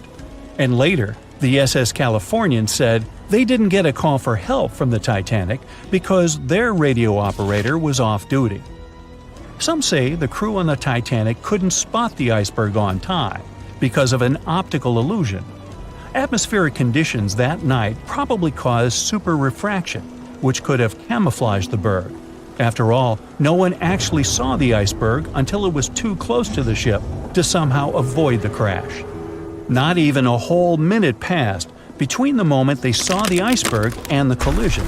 It was only 37 seconds, and it took Titanic 2 hours and 40 minutes to disappear below the ocean's waves.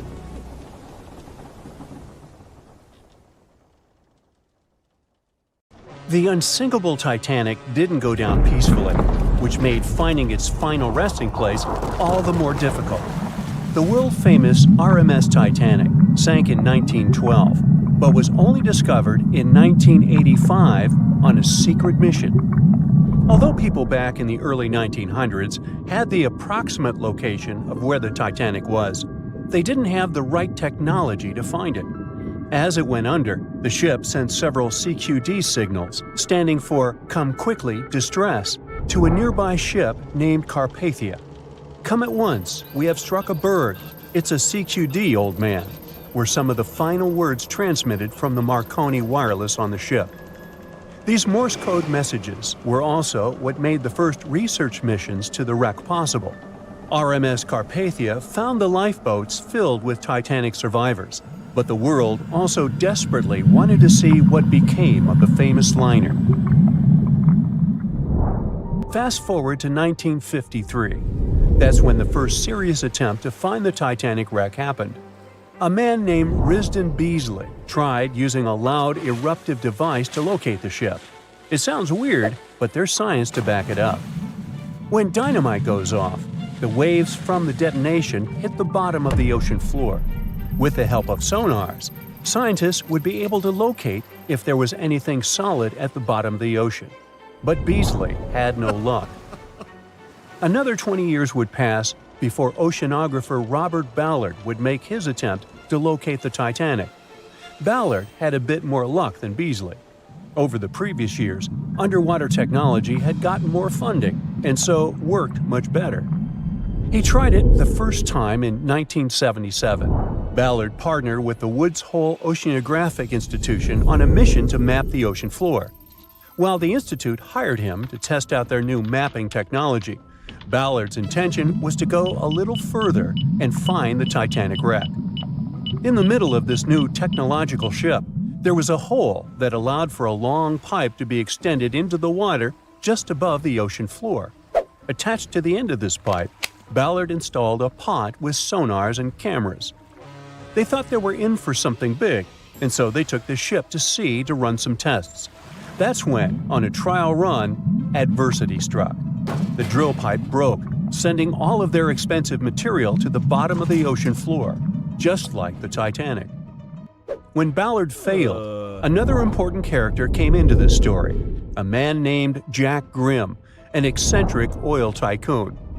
Grimm had become famous for trying to find things such as Noah's Ark, the Loch Ness Monster, and Bigfoot.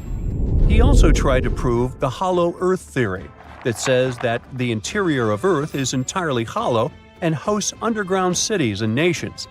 His search consisted of trying to find a large hole on the North Pole, and thus venturing inside the hollow Earth. After his attempts failed, he set his eyes on the jewel liner that had sunk, the RMS Titanic. Grimm had the money, but he didn't have the know-how. So, as a billionaire, he made a big donation to Columbia University and asked in return to use some of their equipment. He hired a team of highly qualified scientists to help operate the machinery. Here's where it gets a little strange. Jack Grimm was a believer in folklore and non-conventional ways of doing things. So he brought a monkey on board and surprised the research team. This monkey, called Titan, was believed to point to a map and locate lost things. In this case, the Titanic. The scientists went crazy when the monkey appeared and told Grimm it was either them or the monkey. This expedition left Florida without Titan. Yes, there would be no monkey business. They set the course to the exact location of Titanic's last distress signal. They arrived, examined every inch of the ocean floor, but still found nothing. Grimm's first expedition lasted 3 weeks, but unfortunately, they found absolutely nothing. They tried a particularly good search method known as mowing the lawn, where they mimic such movements to map every inch of a larger area around Titanic's distress coordinates. The reasons for failure were important defects in the equipment and terrible weather. That's when that prior searcher of the lost Titanic came back into the picture, Robert Ballard. He didn't have the millions Jack Grimm had, but he had one thing going for him. The marine geologist was working closely with the U.S. Navy to locate 2 nuclear submarines which had sunk in the 1960s. Ballard himself says he was living 2 lives, one as a researcher and the other as a Navy intelligence officer. The deal was simple. He'd have a green light to search for the Titanic after he found the 2 missing submarines. To find Thresher and Scorpion, he used an unmanned submarine vehicle called Argo. Argo was like a little snow sled. It was attached to a bigger ship that sailed above the water. Argo was connected to the ship by a long cable, and it was piloted by a team on board. The sled had sonars and cameras that provided real-time imaging of the ocean floor, so it was a real advancement on other attempts. After much thinking, he had a eureka moment. He supposed the force of the wreck should have left a comet trail that led back to the ship. While searching for the Titanic, most people had tried to find the ship itself. But until then, it had been trying to find a needle in a haystack. That's why Ballard's logic was so brilliant. He needed to invert the order. He had another obstacle on his hands: time. He could only look for the ship after finding the lost subs. And by the time that happened, he had 12 days left. He teamed up with another scientist, and they applied the mowing the lawn method to map the ocean bed. Another important piece of information that most researchers left out was that there was a sea current moving south on the day of the disaster. This meant that the debris field should be south of the distress signal coordinates. To save time and resources, he would do a quick reconnaissance of the ocean floor, spacing lines more than 3 miles apart to look for debris fields. He also relied more on the camera visuals than on the sonar signals. His team took turns piloting Argo and watching the video. Days rolled by, with nothing but the empty ocean floor showing up. Until the rocks they were used to seeing started to look like man-made debris. Suddenly, there it was, the Titanic's boiler. Ballard was right. The debris field would take them back to the ship. After 73 years of searching, they had finally found the Titanic wreck. April 14, 1912. The dark night was filled with horrible sounds of a giant metal vessel breaking into two. The largest ship of that time collided with an iceberg that was on its way. The Titanic, one of the biggest stories of the 20th century that people still talk about. The starboard side of the giant vessel brushed up against the iceberg. It was 11:40 p.m. when things started going wrong. This iceberg caused enough damage for at least 5 watertight compartments in the hull to start filling with water. The crew immediately began a brief investigation to see if they could do anything and fix things. They had no one to rely on, all alone in the darkness of the cold night, far away from the land. The North Atlantic Ocean, around 400 miles south of Newfoundland, Canada. They needed time to figure out how to bring people to safety. They had some time, true, but not enough. If you watched the movie, you know the ship didn't plunge immediately after the icy doom had happened. The whole process lasted a good 2 hours and 40 minutes. But the situation was hard. There were 2,200 people to take care of, including crew and passengers, and things happening on the ship were chaotic. The chief designer, Thomas Andrews, soon realized they wouldn't be able to stay afloat. By midnight, the entire crew had begun preparing the lifeboats for launch. They had 20 boats with space for only 1,178 people, which was just a bit more than 50% of the people on board. The order was to get women and children to safety first. Crewmen were there to row and guide the boats. The scene over the next 2 hours gradually started escalating. The crew members had a task to wake up passengers and warn them something bad was happening. They wanted to place them into a fleet of lifeboats as soon as possible. At 12:15 a.m., some crew members sent out a distress signal. A steamship called Frankfurt was among the first ones that received the message and responded, but they were about 170 nautical miles away. Some other ships also got the message and offered their assistance, but sadly, they were too far away as well. At 12:20 a.m., the Cunard liner Carpathia got a distress signal from the Titanic and changed its course right away. They were 58 miles away at the time, and it would take them more than 3 hours to get there. 20 minutes later, the crew was lowering the first lifeboat. It was carrying only 27 passengers, although it had room for 65. Many of the lifeboats that were launched first were well below capacity. Crew members were worried, thinking the Davids wouldn't be able to hold a fully loaded lifeboat. And in the beginning, many passengers were just too afraid to leave the ship. They still thought Titanic was unsinkable and couldn't imagine the scenario that was going to happen 1 to 2 hours later. The crew was firing the first of 8 distress rockets. Unsuccessful. No one was close enough to help. By 1:20 a.m., they lowered 10 lifeboats. Number 8 had only 28 people in it. One of the passengers on the number 10 was 9-week-old Melvina Dean. She would later become the last survivor who lived until 2009 and turned 97. It was 2 a.m. already. 3 of the collapsible boats were the only lifeboats that remained on the ship. The bow of the vessel had sunk low and had tipped far under the surface. People around it could now clearly see stern propellers above the water. Crew members were lowering collapsible lifeboat D from the roof of the officers' quarters with over 20 passengers in it. As the ship's bow went under, the water was washing collapsible A from the deck. Those 20 people were struggling because their boat was partly filled with water. As crew members were trying to release Collapsible B, it fell.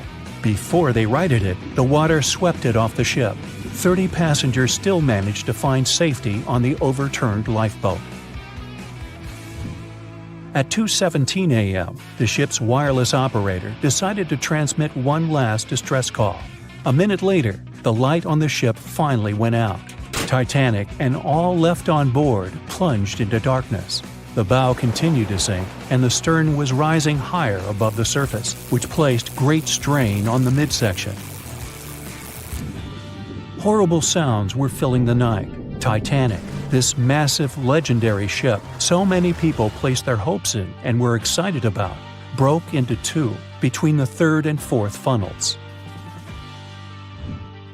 Reports would speculate it took about 6 minutes for the bow section to reach the ocean bottom. The stern settled back in the water before it rose again into a vertical position. It remained in this situation until it finally disappeared into the ocean. At 2:20 a.m., the stern apparently retained air inside, and water pressure crushed it as it went down. The stern landed about 2,000 feet away from the bow.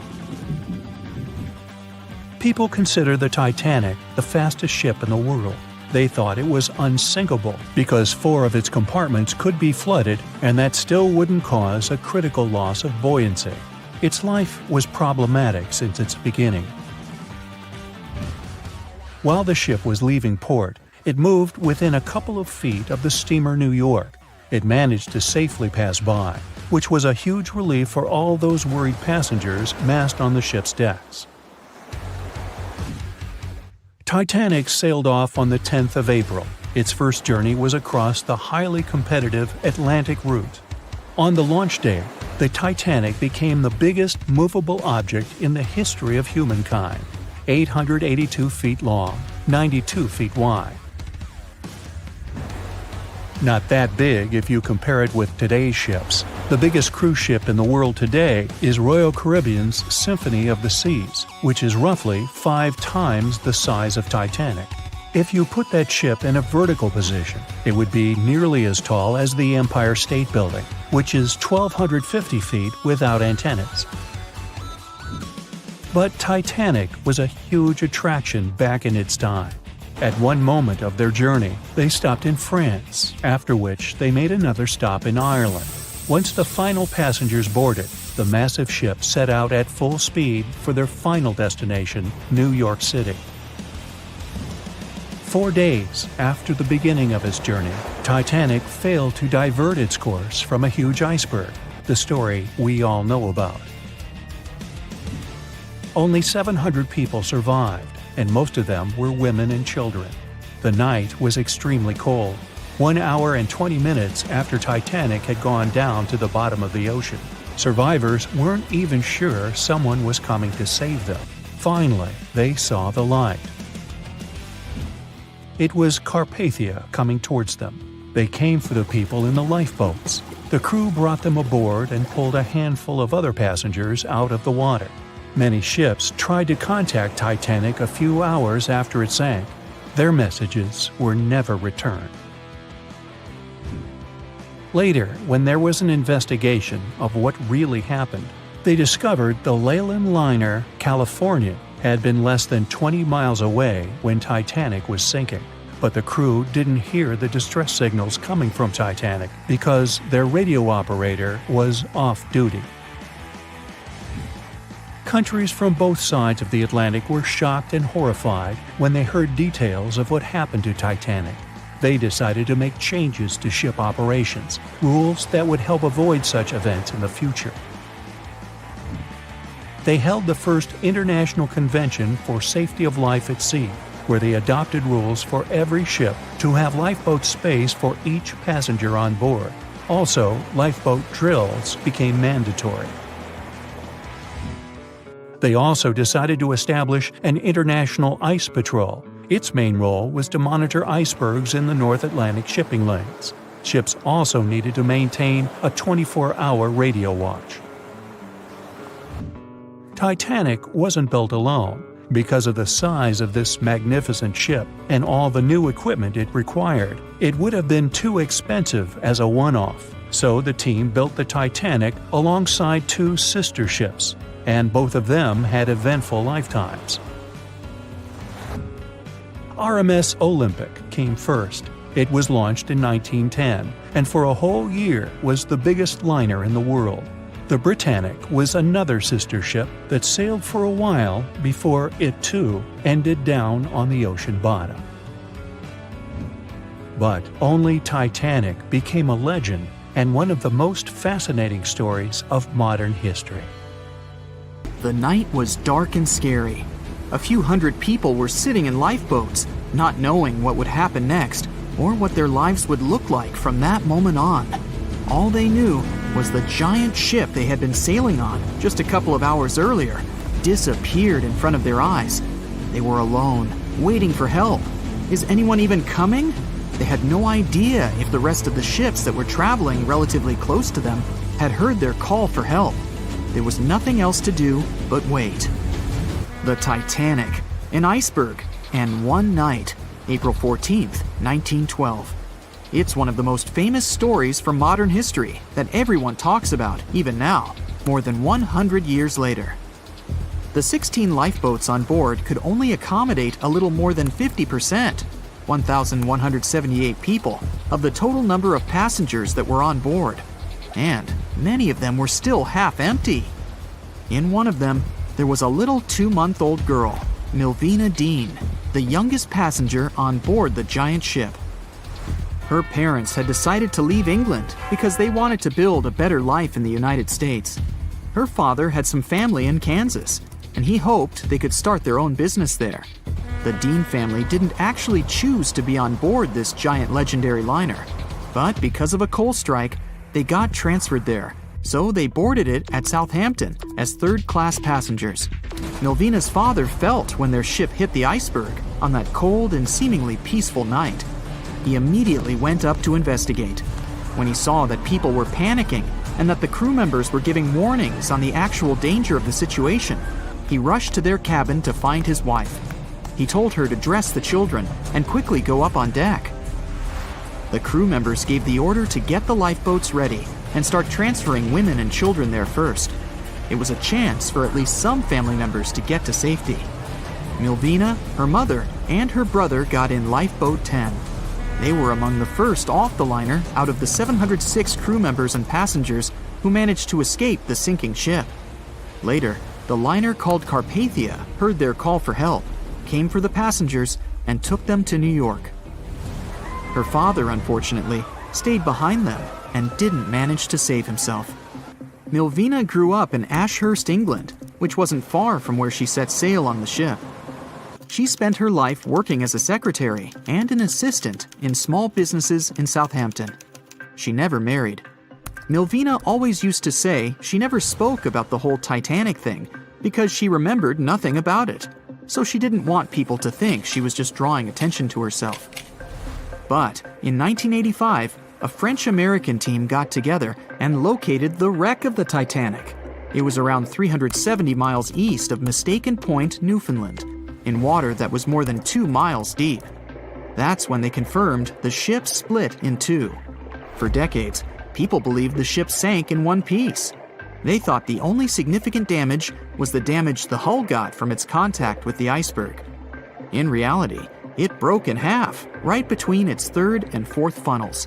It happened shortly before the ship disappeared under the surface of the water, and the whole thing, starting from the moment when they hit the iceberg, lasted around 2 hours and 40 minutes. People didn't pay that much attention to the Titanic until this team of researchers found the wreck. In the last year of her life, she sold some of her family's possessions at auction to pay for her stay in a nursing home. The items she sold also included a suitcase filled with clothes that her family got when they arrived in the U.S., and compensation letters her mom got from the Titanic Relief Fund. The compensation letters outlined the financial aid that certain passengers received who had survived the loss of their loved ones. She lived until the age of 97 when she caught pneumonia. She was the youngest of the 705 people that survived the whole event. The Titanic was the world's largest ship. Since it was so big, some thought the vessel should have had 4 exhaust stacks. But Thomas Andrews, the man who designed the ship, believed that only 3 were necessary. So, the Titanic basically had one purely decorative stack. 2,200 people were on board when the ship sank. There were 908 crew members, and the maximum number of passengers on board, which was 3,500. As you probably saw in the movie, there were different classes of passengers. The estimated overall wealth of those in first class was about $500 million, and researchers estimated $6 million worth of things went down to the ocean bottom, together with the ship. In first class, this liner was a place of luxury. It had 4 restaurants, 2 libraries, 2 barber shops, reading rooms, and a photographic darkroom on board. There was also a heated swimming pool, but only first-class passengers could use it, at a price of 1 shilling a time. The ship also had Turkish baths and electric baths, and passengers could use each for 4 shillings at a time. The cost to build this massive giant was $7.5 million, but that was back in 1912. Today, it would be about $200 million. First-class tickets cost $2,560 at the time, which is today's equivalent of $61,000. What would you get in these expensive cabins? A sitting room, 2 bedrooms, 2 wardrobe rooms, and a bathroom. Would you pay that much for those luxuries? Teams of researchers still haven't explored many areas on the Titanic. It's still very, very hard to access them with underwater vehicles. There was a lifeboat drill scheduled for the same day the Titanic sank, but it was called off for some reason. The crew had done just 1 lifeboat drill, and that was when the ship was still docked. But even if the crew members had been properly trained and each lifeboat had been filled, the capacity was still not enough to save each and every passenger. The Titanic was the biggest movable object in the world at that time. On May 31st, 1911, its immense hull made its way down the slipways and ended up in the River Lagan in Belfast. Over 100,000 people were there to see the launch, which took just a little more than a minute and went off without a hitch. The people who were in charge of the ship immediately towed the hull to a mammoth fitting-out dock. Thousands of workers spent most of the next year there working hard, building the decks and constructing all those luxury interiors that gave the Titanic its specific look. They were also installing the 29 giant boilers that would power the ship's 2 main steam engines. All that to get the title unsinkable. The ship had more than just one fatal flaw. You may have heard of one of its design flaws. The airtight bulkheads weren't completely sealed on top. This allowed water to flow from one compartment to another, which eventually sank the liner. And Titanic had more flaws. High sulfur content, cold temperatures, and high speeds largely affected the steel of the vessel's hull and the iron of its rivets. The steel here shattered, while the rivets popped out relatively easily. This was the reason the Titanic sunk 24 times faster than we'd expect. There are many theories about what really led to the sinking of such a giant. And one says a full moon from a couple of months before could be one of the reasons. It may have created very strong tides that sent a flotilla of icebergs southward. This was right in time for the Titanic's maiden voyage. Research says an optical illusion prevented the ship from getting help. One famous British historian, Tim Moulton, thought the atmosphere on the night of the sinking created specific conditions that made it very hard for the crew members to spot icebergs. They partially caused something called superrefraction. The extraordinary bending of light causes miraging, and several ships in the area recorded it. Not only did this prevent the crew from seeing the troublesome iceberg in time, but it also stopped one of the ships that could have offered help from identifying the call for help and communicating with the Titanic crew. Also, some say the ship was traveling too fast. From the start, they blamed the skipper for sailing such a big liner at such a high speed, 22 knots, through the cold and unpredictable waters of the North Atlantic, which was full of hidden icebergs. April 1912 marked one of the most terrible tragedies in the history of the world. The most unsinkable vessel, the pinnacle of engineering at that time, the huge Titanic, sank. On that dark, moonless night, the ship had many chances to save its passengers. There was another ship just a few miles away that could have saved the Titanic, but it didn't. It wasn't a phantom ship, and it's not some legend or a theory. This is a documented reality. There are records and witnesses' statements confirming this. But why didn't this ship help? Let's find out what happened that night by looking at these events from 3 different points of view. Let's start with the Titanic version. 11:30 p.m. The moon hides behind black clouds. Visibility is bad. Everything is calm on the Titanic.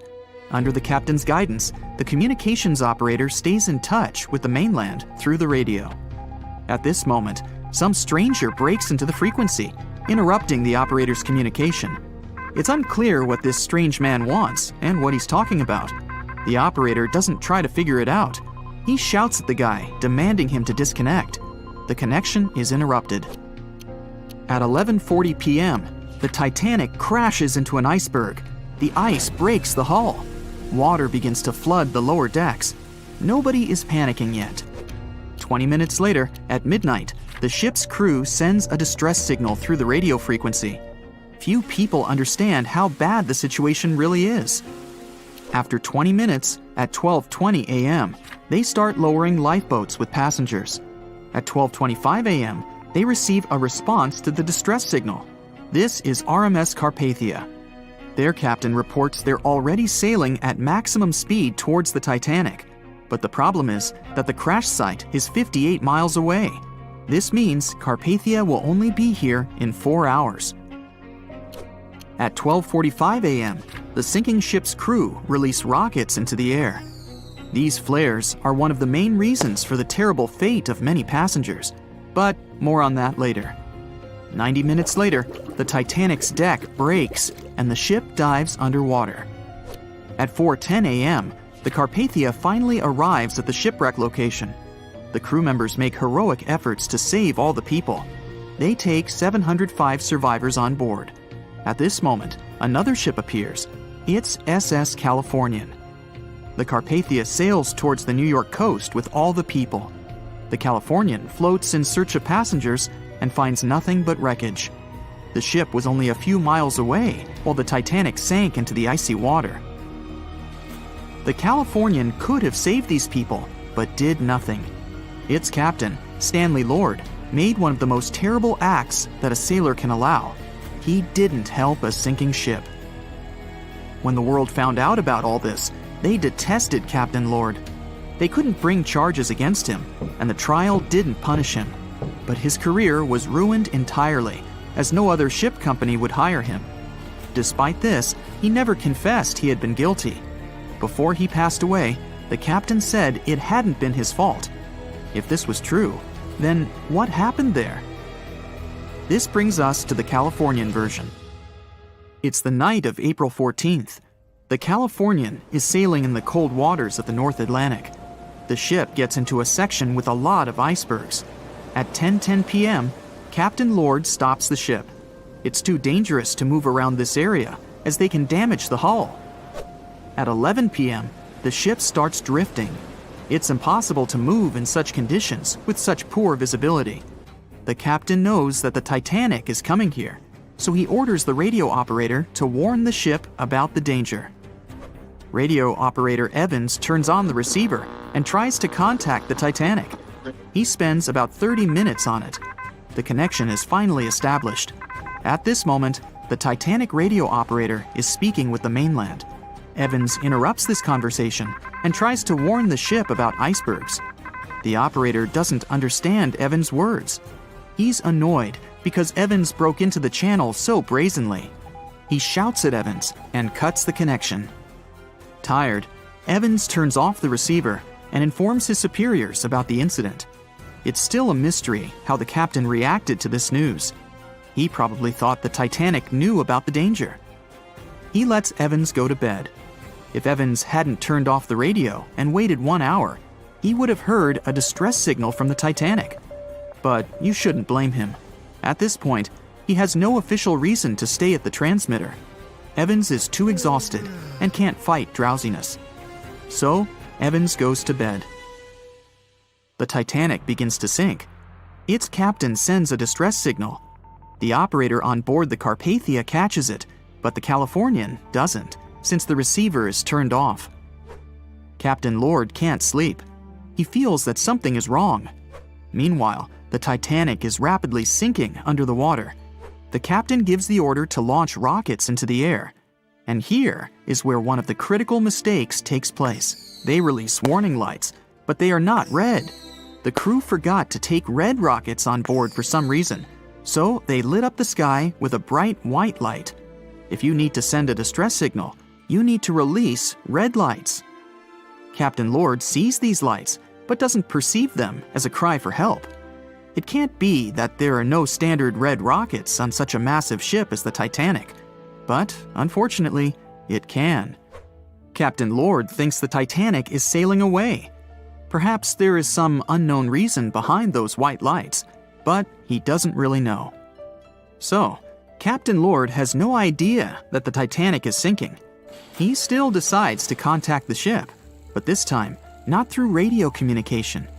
Captain Lord doesn't wake up the radio operator and sends a signal to the Titanic through a signal lamp. It's important to understand that many old-school captains didn't take radio communication seriously. They didn't understand the value of this technology. That's why Captain Lord doesn't wake up Evans. He sends light signals, but the Titanic doesn't respond. Many survivors later mentioned seeing the flashing lights of the Californian, but there was nothing they could have done. The ship's crew doesn't hear their cries for help. At 2:20 a.m., the Titanic completely goes underwater. A little more than 2 hours later, radio operator Evans wakes up and turns the transmitter on. He hears many rescuers talking about the sunken ship. Evans understands everything. He reports this to the captain. At that moment, the Californian immediately heads to the wreck site. They meet Carpathia there. With the survivors on board, it sails towards New York. The Californian stays sailing and looking for people. They find nothing but wreckage. The Californian returns to the mainland.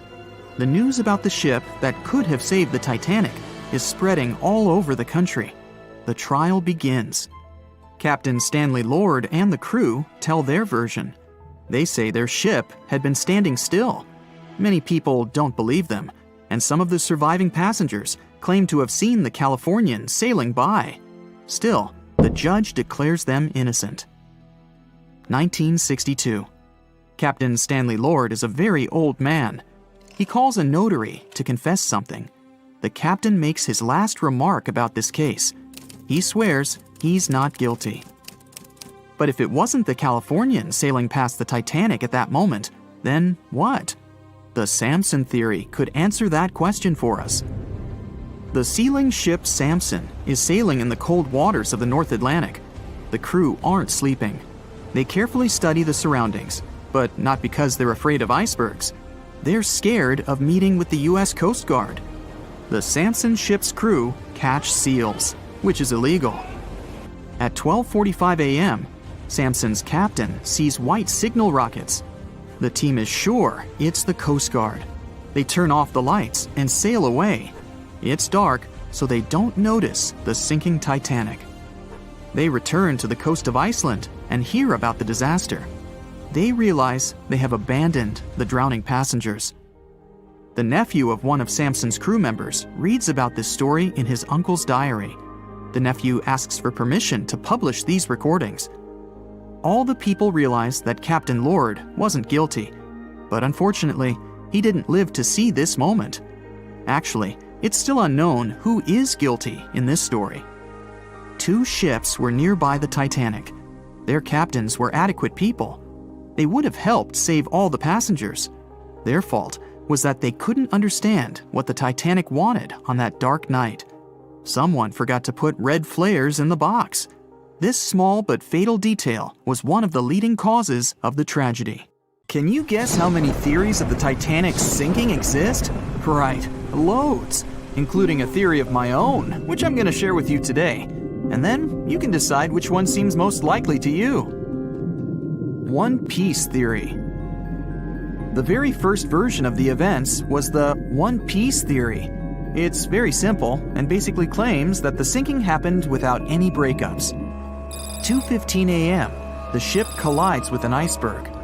2:18 a.m., the lights go out. The ship reaches an angle of 45 degrees and then quickly begins its final plunge into the ocean depths. 2:20 a.m., only about 3 minutes later, the RMS Titanic disappears under the surface of the ocean for good.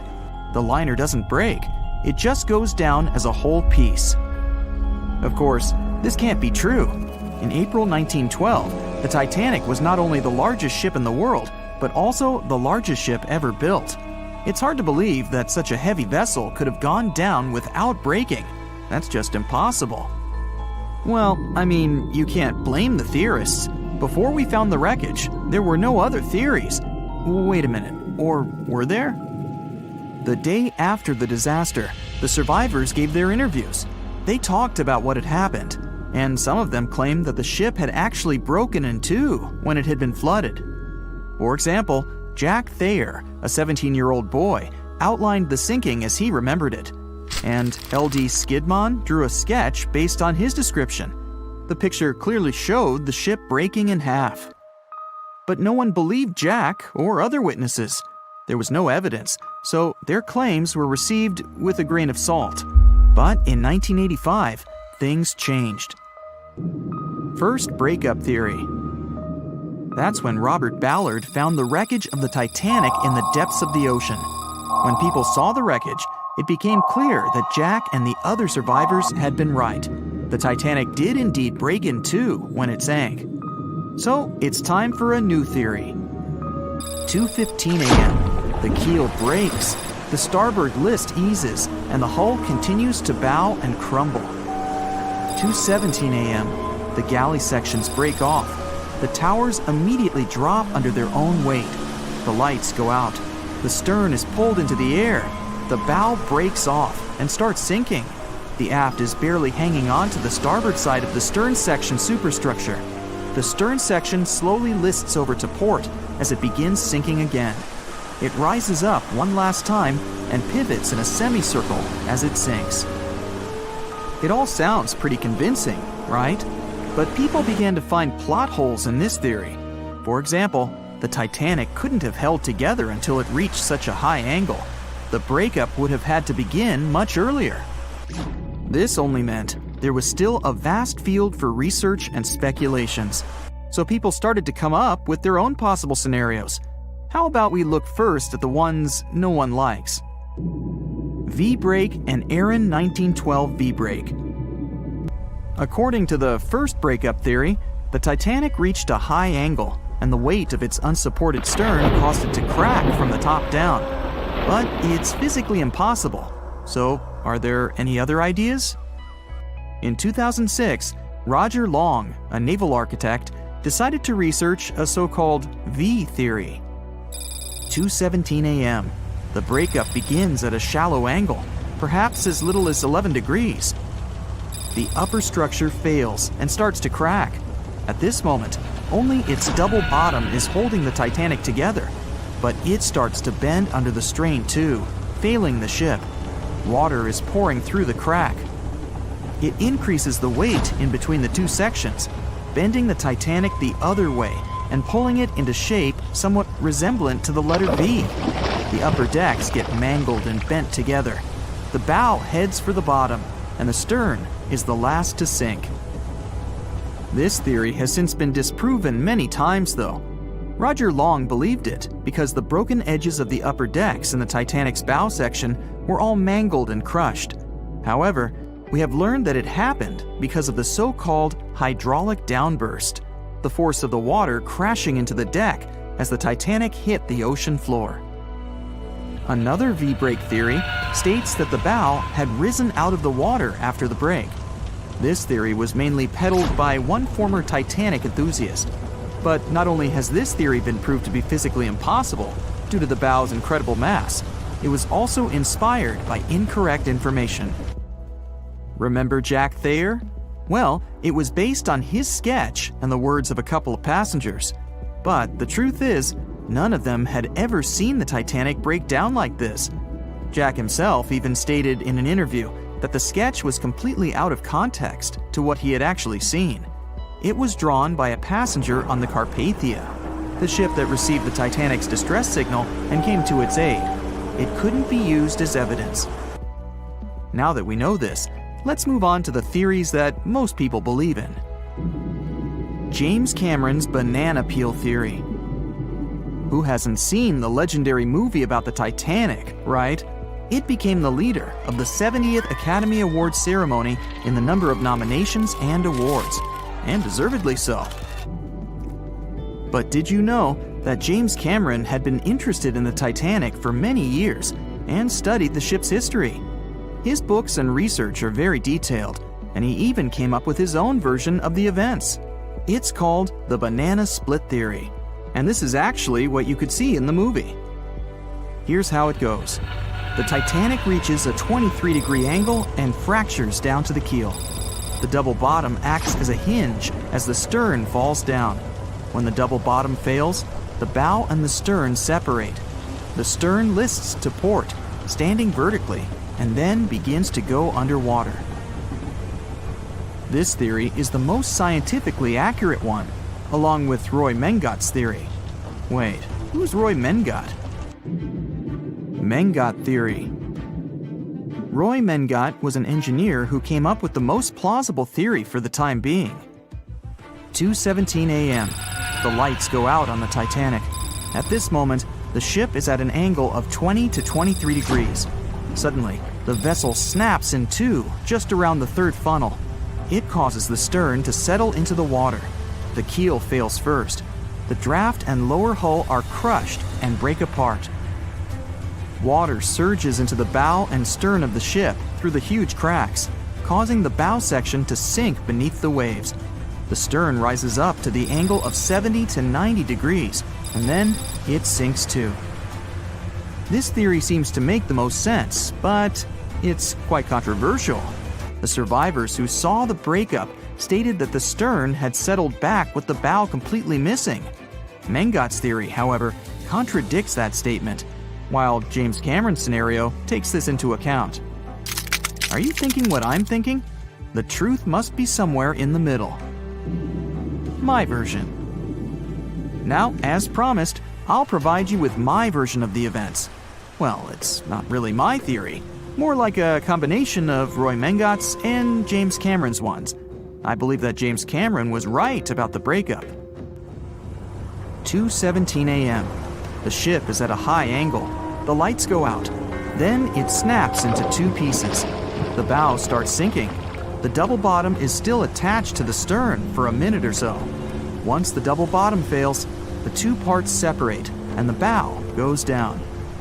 Then, as Mengat said, the stern rises up at a high angle, and then it begins to sink vertically. It might have actually happened because the survivors stated that they had seen a clean break. This means it couldn't be hidden. And they had also seen the stern staying vertically in the air for a long enough time, probably a few minutes, before disappearing. Anyways, all of these are just speculations. Regardless of how the Titanic broke apart and sank, it was a great tragedy. It's already been 110 years since the Titanic collided with an iceberg and sank. Did you know that in 2022, the Blue Star Line Company is completing the construction of an exact replica of the Titanic? Called the Titanic II liner, the ship will be sent sailing along the same route with 2,400 people on board. Let's hope that everything goes well for them. Meet Arthur John Priest. No, he isn't famous for being a painter or for discovering some long-lost treasure. He didn't invent some cool gadget or break any world records. No, Arthur John Priest is famous simply for being unsinkable.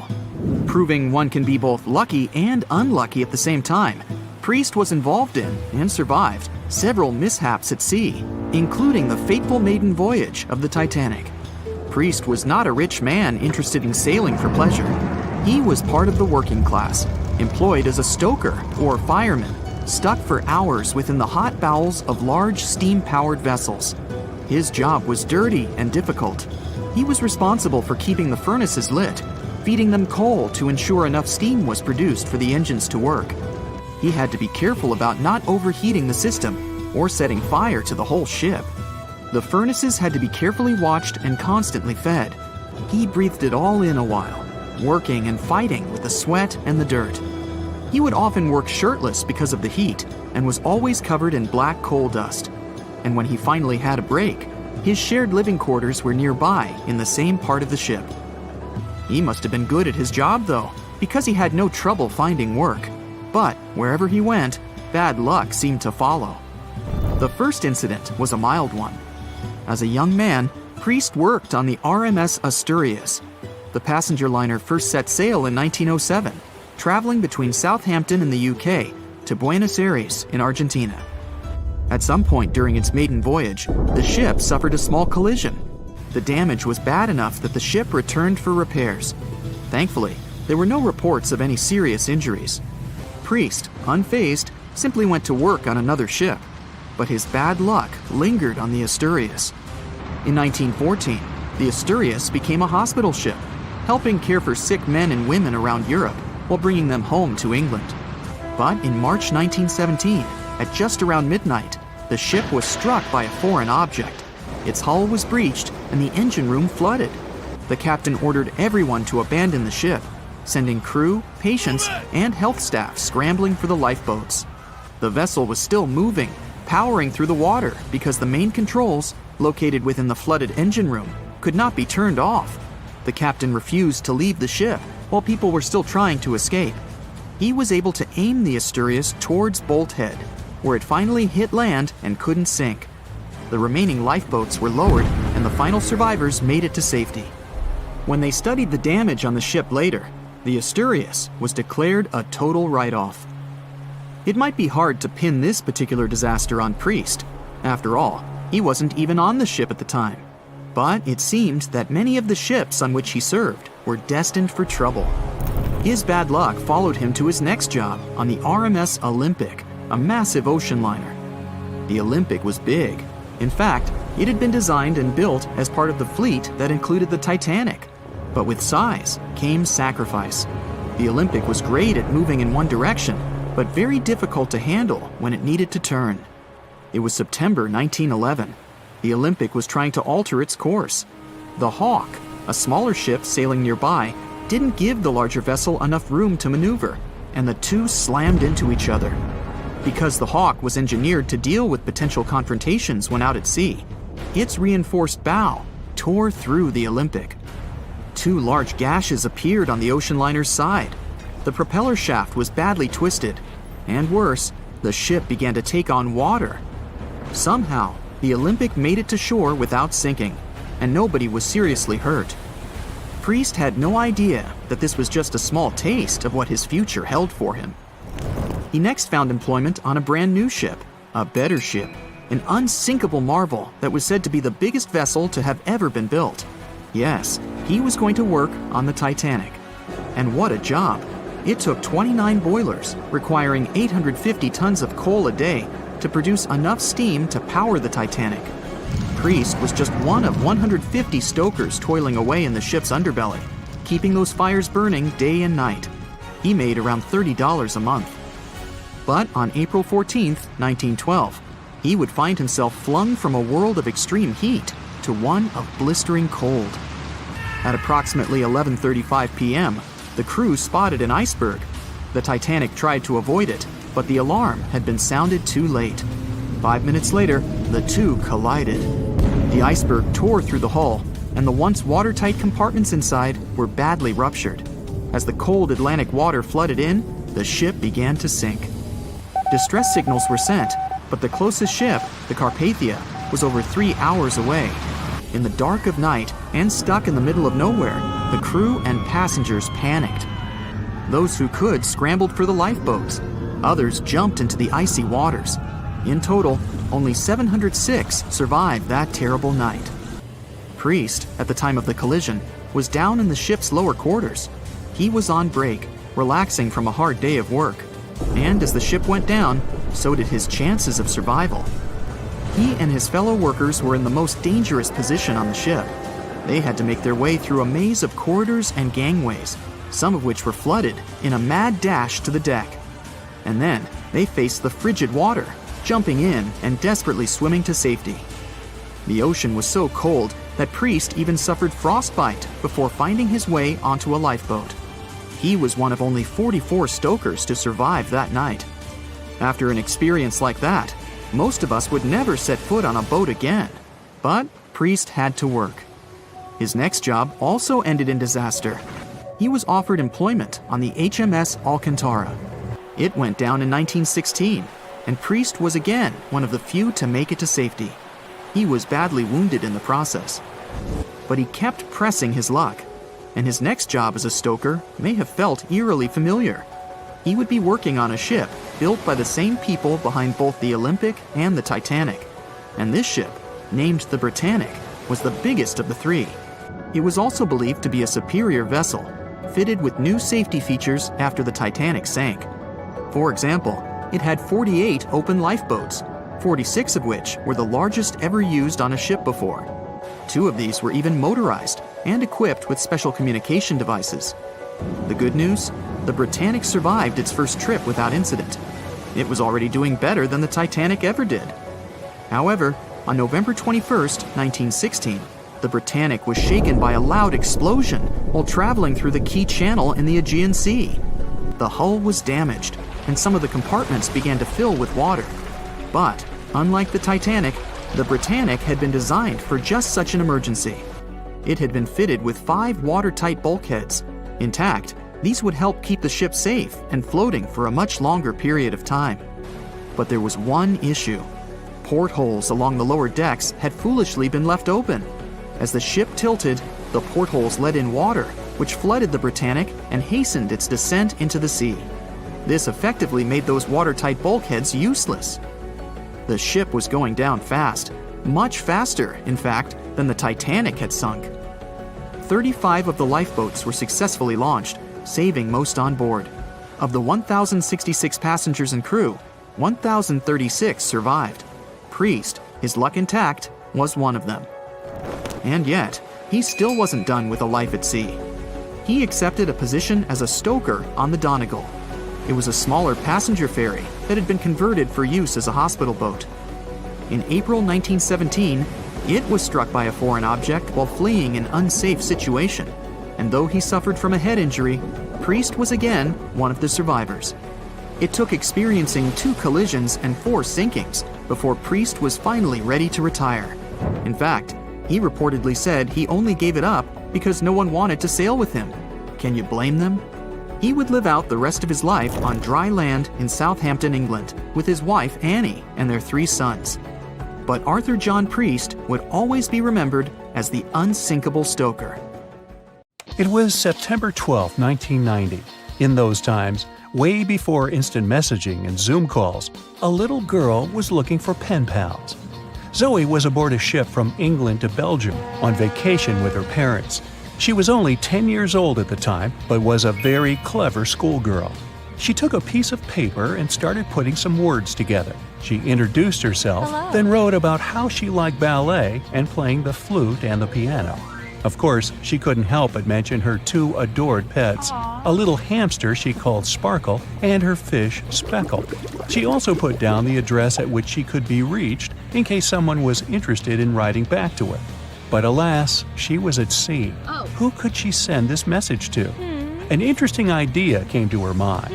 She carefully placed her letter in a plastic bottle, tightly closed the lid to protect it from the water, and threw it into the sea. The little girl's excitement faded away over the years as she didn't receive a response. Maybe the bottle got stuck somewhere. Maybe it was swallowed by some big, scary sea creature. Or maybe the water actually poked through the plastic cap and destroyed her message. Many years later, on Christmas, a letter for Zoe was received at her parents' house under her maiden name. The postage signaled that the message was from Europe. It was from a Dutch couple, Piet and Jacqueline Leteau, who had found her delicate bottle and were very considerate to write back. They pointed out that they had found the letter among the debris thrown at the shore by the sea. Zoe's letter had been stranded for a staggering 23 years at sea and traveled for more than 350 miles to reach its final destination near Rotterdam in the Netherlands. That's quite a voyage for a small plastic bottle. A story similar to that of Zoe is the strange connection between two little boys. A little German boy named Frank Uzbek was on a boat traveling to Denmark when he got the same idea as Zoe.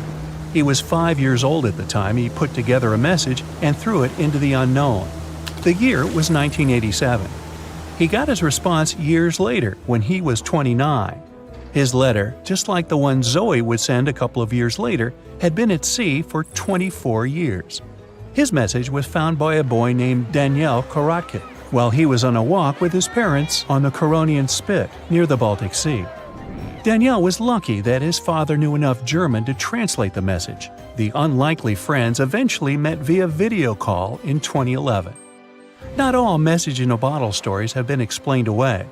In 2013, a Croatian surfer came across a damaged bottle while near the Adriatic Sea. The message it contained dated back to 1985, and it was from a man named Jonathan. The sender was eager for his letter to reach a woman named Mary, and he also expressed his keenness for her to respond. Since the letter was supposedly sent from Nova Scotia, the bottle had to have traveled a mind-boggling 3,700 miles. The message went from the Atlantic Ocean, entered the Mediterranean Sea, and reached the Adriatic shores in Croatia. The identities of neither John nor Mary were ever discovered. There are also messages in a bottle with wonderful love stories to share. This was the case for Ake and Paulina Viking. When Ake, a lonely Swedish sailor, placed a letter in a bottle and threw it in the Mediterranean Sea, he had no idea the piece of paper would eventually reach his future wife. This was in the early 1950s. The bottle was found by an Italian man who was inspired enough to give it to his niece, Paulina. After a year of back-and-forth letters being exchanged, Ake and Paulina eventually met and got married. Having decided to share their story with the world, they became somewhat of a celebrity couple for the time. They even shared video footage of their wedding with the world, and their story was featured in a bunch of newspapers. This fortunate event started a movement between young people looking for love, increasing the number of messages being thrown out at sea in search of a fairy tale ending. Not all the stories that started out like this eventually worked out, though. In 1945, an American named Frank Hayostek placed a similar message to that of Ake's in a bottle and threw it in the waters. Almost a year later, his letter was found by an Irish woman. Her name was Brenda O'Sullivan. Their years of correspondence soon caught the attention of the media at the time, but their friendship never flourished because of the added pressure. They eventually met in person when Frank traveled to Ireland, but he didn't stay for long, and they eventually got out of touch with each other. After Titanic met its strange ending, many bottles containing secret messages started to surface. Almost all of them proved to be counterfeited, apart from one letter. Years after Titanic had sunk in the icy Atlantic waters, a bottle was found on the Irish shores. It was supposedly from a man named Jeremiah Burke, and to this day, it is considered to be the only genuine message in a bottle originating from Titanic.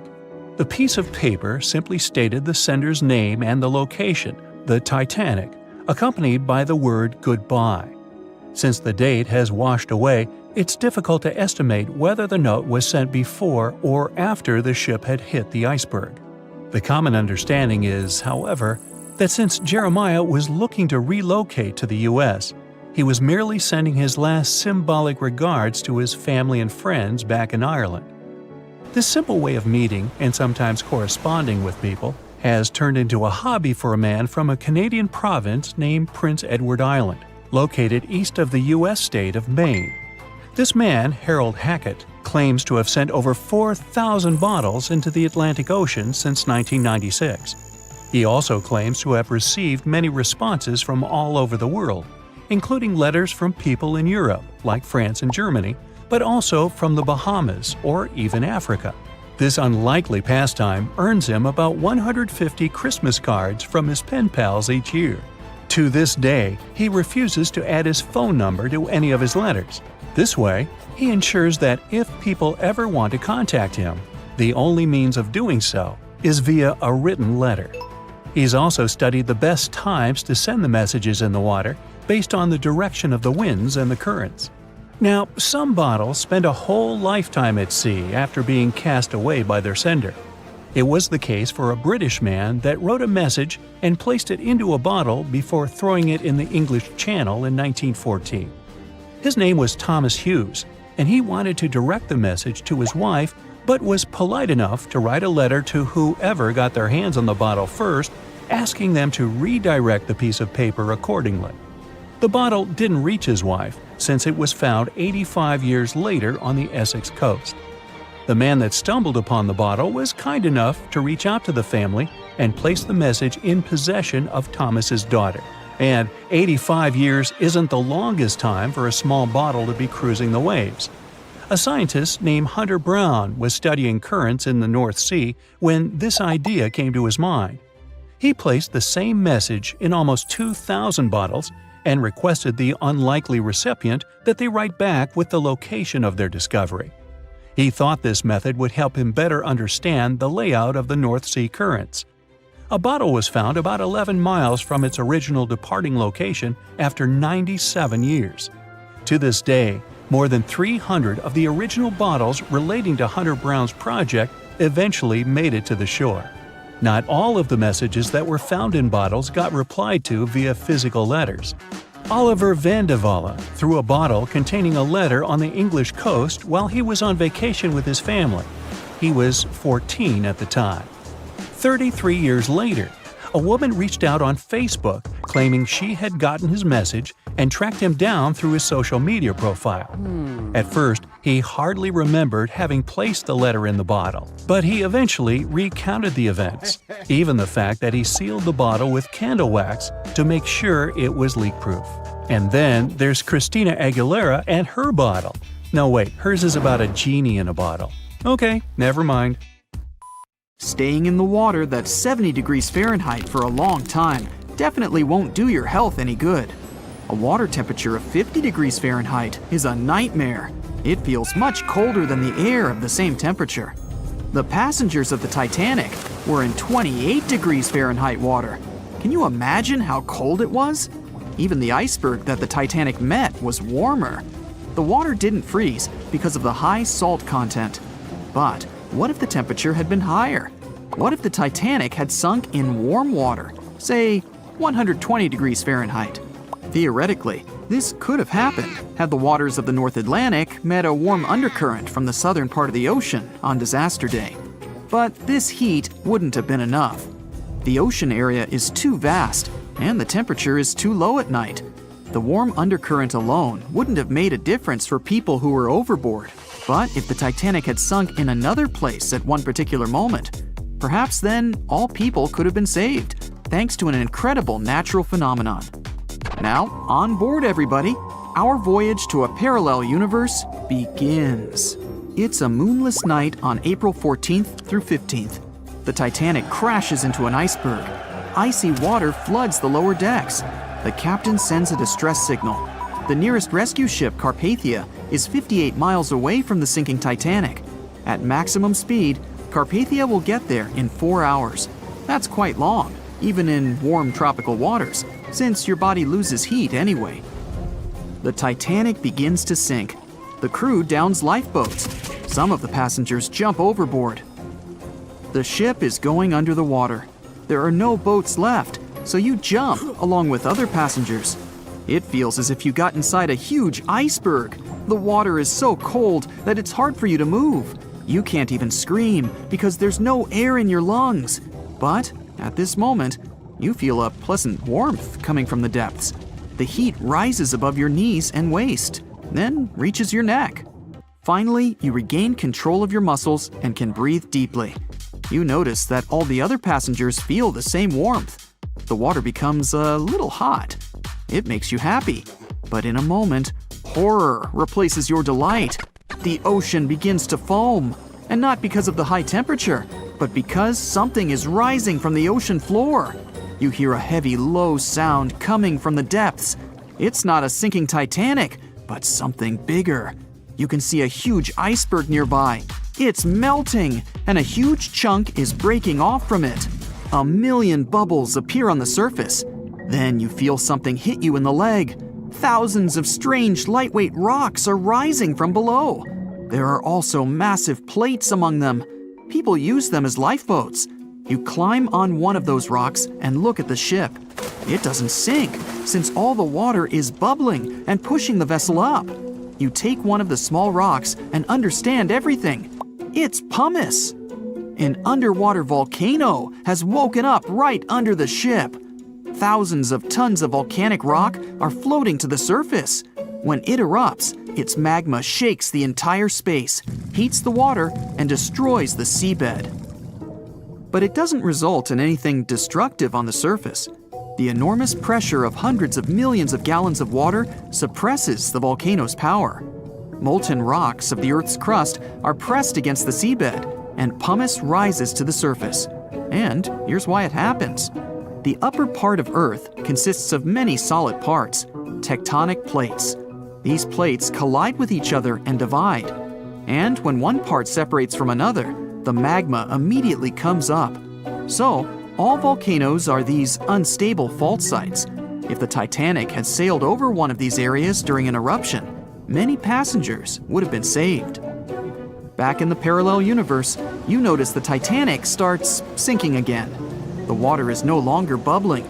The volcano has gone out. In a matter of seconds, the ocean turns icy again. Fortunately, you have your pumice lifeboat. This is enough to wait for rescuers. But let's imagine a situation with no underwater volcano and an iceberg. A situation when the water was warm from the very beginning. One of the engines in the motor compartment of the ship breaks down. Several pipes burst because of increased pressure, and now there's a crack in the ship's body. Water is filling the lower decks. The ship is sinking. People evacuate on lifeboats. There's less panic since the night is warm and no one is freezing. Each passenger gets a life jacket. The ship is breaking. You understand that you have to jump. The Titanic goes underwater. Many passengers fall overboard in horror. They dive into the dark ocean and immediately come to the surface. Panic and complete chaos take over.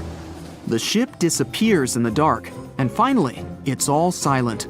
A few minutes pass, and you notice there's no panic at all. The water is warm. Almost all passengers have life jackets. Someone is floating on the wooden shipwreckage. After a couple of hours, the water no longer seems so comfortable. The ocean takes away your body heat. To keep warm, passengers swim closer to each other in a tight circle. Yeah, now it's quite possible to wait for another couple of hours till the rescuers come. People on lifeboats sail closer and take those who freeze on board. Passengers take turns, 20 minutes in the water, then 20 minutes in boats. It's essential not to take your clothes off. Even a wet outfit helps keep your body warm for longer. And when it seems that everyone is saved, somebody screams. A girl in a boat looks scared. She trembles with fear and points her finger into the black water. Passengers try to see what's there and notice a triangular fin. 1, 2, 3. There are so many of them. The noise of the sinking ship has attracted a group of sharks, and now they are circling the survivors, hoping to satisfy their hunger. They're swimming slowly. It doesn't look like they're going to attack. But you should keep your eyes open, as these fish are some of the world's most aggressive and dangerous sharks, the bull sharks. They can be agile, fast, and unpredictable. They don't swim in the cold waters of the Atlantic, but the water in this parallel universe is perfect for them. The sharks are strong and sturdy. They create the illusion of slowness to relax their prey. They're called bull sharks because of their short, blunt muzzle, like that of a bull, and they like to hit a target or other sharks with their forehead. Several fish are ramming boats. Someone falls into the water. Fortunately, people help them back on board. The sharks aren't going to retreat. Chaos and panic ensue. People are screaming and splashing the water with paddles to scare away the fish, but it doesn't help. One of the sharks opens its toothy mouth and clings to a boat. At this moment, you notice more fins nearby. A pack of great white sharks arrives at the party. They are some of the most dangerous animals on the planet. They're big, fast, and strong, and their 300 triangular teeth lined in several rows are sharp as blades. Great white sharks swim around the boats and scare away the bull sharks. You fall off the boat and see a big fin approaching you. Fear awakens the survival instinct in you. You're trying your best to swim away from the shark as far as possible. Of course, it's useless, since the shark is much faster and will definitely catch you. You feel your foot touching the shark's nose. The other foot gets into the toothy mouth. You scream in horror. After a second, the shark lets you go. Great white sharks rarely attack people. If they bite, it's just to test you. After all, the shark's favorite prey is seals. It simply loses interest if it realizes you aren't a seal. But if the shark is starving, it doesn't matter to it what kind of prey you are. Lucky for you, this one is not like that. Those survivors in the boats have almost nothing to fear either. Great white sharks don't attack them. They can push boats slightly, but only to test them. The great white shark is swimming away from you. But a bull one appears, and it looks like it's hungry. The shark is swimming towards you, opens its mouth, and a loud ship horn penetrates the water. This is the RMS Carpathia that has come to the rescue. All the sharks swim away scared. All passengers are saved. Back in our universe, another ship that had been nearby could have saved the passengers much earlier. But that's another story. Over a century ago, the Titanic struck an iceberg and sank to the bottom of the Atlantic Ocean. Of the 2,240 people on board, only around 700 survived. Since then, the tragedy has been the subject of endless movies, documentaries, and books. And though we've learned a lot about the ship and many of the people on board, we hardly know anything about the iceberg responsible for the catastrophe, especially anything concerning its size. But maybe we can find some clues. The Titanic was constructed by the White Star Line as part of its new fleet of passenger liners. At the time, it was the largest ship ever built, and it lived up to its name. The ship was 883 feet long, equal to 2.5 soccer fields placed end to end, and 175 feet tall, which is close to 10 giraffes standing on top of one another. From the waterline to the deck alone, the boat was 60 feet high. That's close to the height of a 4-story building. The Titanic was big enough to have veranda cafes, a restaurant, a reading and writing room, a Turkish bath, a gym, and squash courts. There was even space for a swimming pool. The liner could carry a total of 3,300 people, including 2,435 passengers and 900 crew members. Although luxury was important, safety was paramount. The Titanic had been designed to have 16 watertight compartments below its deck. If the ship's hull was somehow compromised in an accident, up to 4 of these compartments could take on the water, while the remaining 12 would keep the ship afloat. Philip Franklin, vice president of the White Star Line, said this was what made the ship truly remarkable. It's believed that the man said, "There is no danger the Titanic will sink. The boat is unsinkable, and nothing but inconvenience will be suffered by the passengers." He was so very wrong. The ship left England for its first and last voyage on April 10, 1912. And all it took was a single iceberg to bring that mighty vessel down. Icebergs are fascinating. They are formed during a process called calving, when large chunks of freshwater ice break free from glaciers and float away into open water. They eventually melt away and disappear. In the northern hemisphere, the majority of these icebergs come from Greenland. In the south, they come from Antarctica. What you see on top of the water is only a small portion of an iceberg. This is just the tip. Most of it, up to 90%, is hidden under the water. Only when you examine pictures of the entire thing can you truly appreciate how massive icebergs are. It's the part of the iceberg you can't see that is often the most dangerous. Beneath the waves, it can have jagged edges in random places. A ship can easily get too close without realizing it, resulting in serious damage to the bottom of the boat. And it's not just big icebergs you have to watch out for. Smaller ones, which are more difficult to spot, can prove to be just as dangerous. A growler, for example, is under 7 feet long, with just a bit more than 3 feet showing above the water. And a slightly larger bergy bit is less than 15 feet in size. The dangers of icebergs were well known when the Titanic set sail. In 1901, The Islander was traveling through the inside passage to Alaska. It collided with an iceberg and sank immediately. Luckily, 138 of the 178 people on board made it to safety. Back then, there wasn't any special equipment for detecting icebergs. The best tool was your eyes. From a special vantage point above the ship called the crow's nest, 2 members of the crew had to stare out over the ocean and watch for potential hazards. The crow's nest was located at the front of the ship, 49 feet above the deck. It was attached to the mast. From this height, a person had a good view of the ocean. If they saw anything suspicious, they could ring a large bell to sound the alarm. After that, they could call from a special telephone to warn the captain of any danger. But imagine what a horrible job this would have been, especially on the night the Titanic sank. The crow's nest wasn't a warm and cozy room surrounded by windows. Instead, it was a large open tub exposed to the elements. On April 14, 1912, the air temperature was around 39 degrees Fahrenheit, which is close to freezing. With the ship moving at about 23 knots, more than 26 miles per hour, the sailors must have felt that frigid cold air pressing against any exposed skin. The only good thing about the job was that the shift only lasted 2 hours. Frederick Fleet was the sailor who actually spotted the iceberg that sank the Titanic. He was up in the crow's nest, working with Reginald Lee at the time. Fleet kept track of the left side of the ship, while Lee scanned the right. It was 10 p.m. when the 2 men started their shift. They had already been warned about the possibility of ice. But when you're cold and it's dark, it might feel like an impossible task. Even worse, the 2 men didn't even have binoculars to make the job any easier. Fleet would later insist that having binoculars would have prevented the tragedy.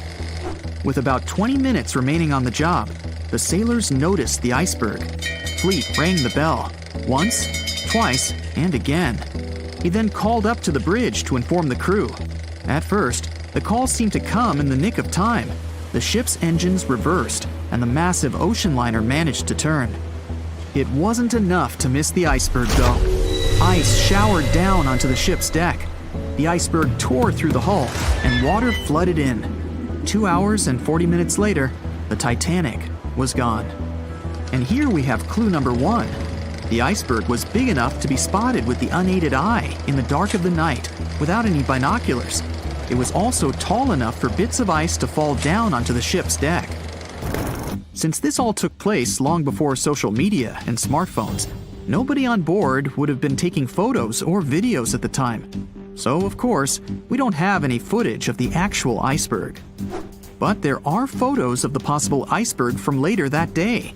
The SS Prinz Adalbert was sailing near the area on the morning of April 15, 1912. The steward on the ship had not yet heard about what had happened to the Titanic.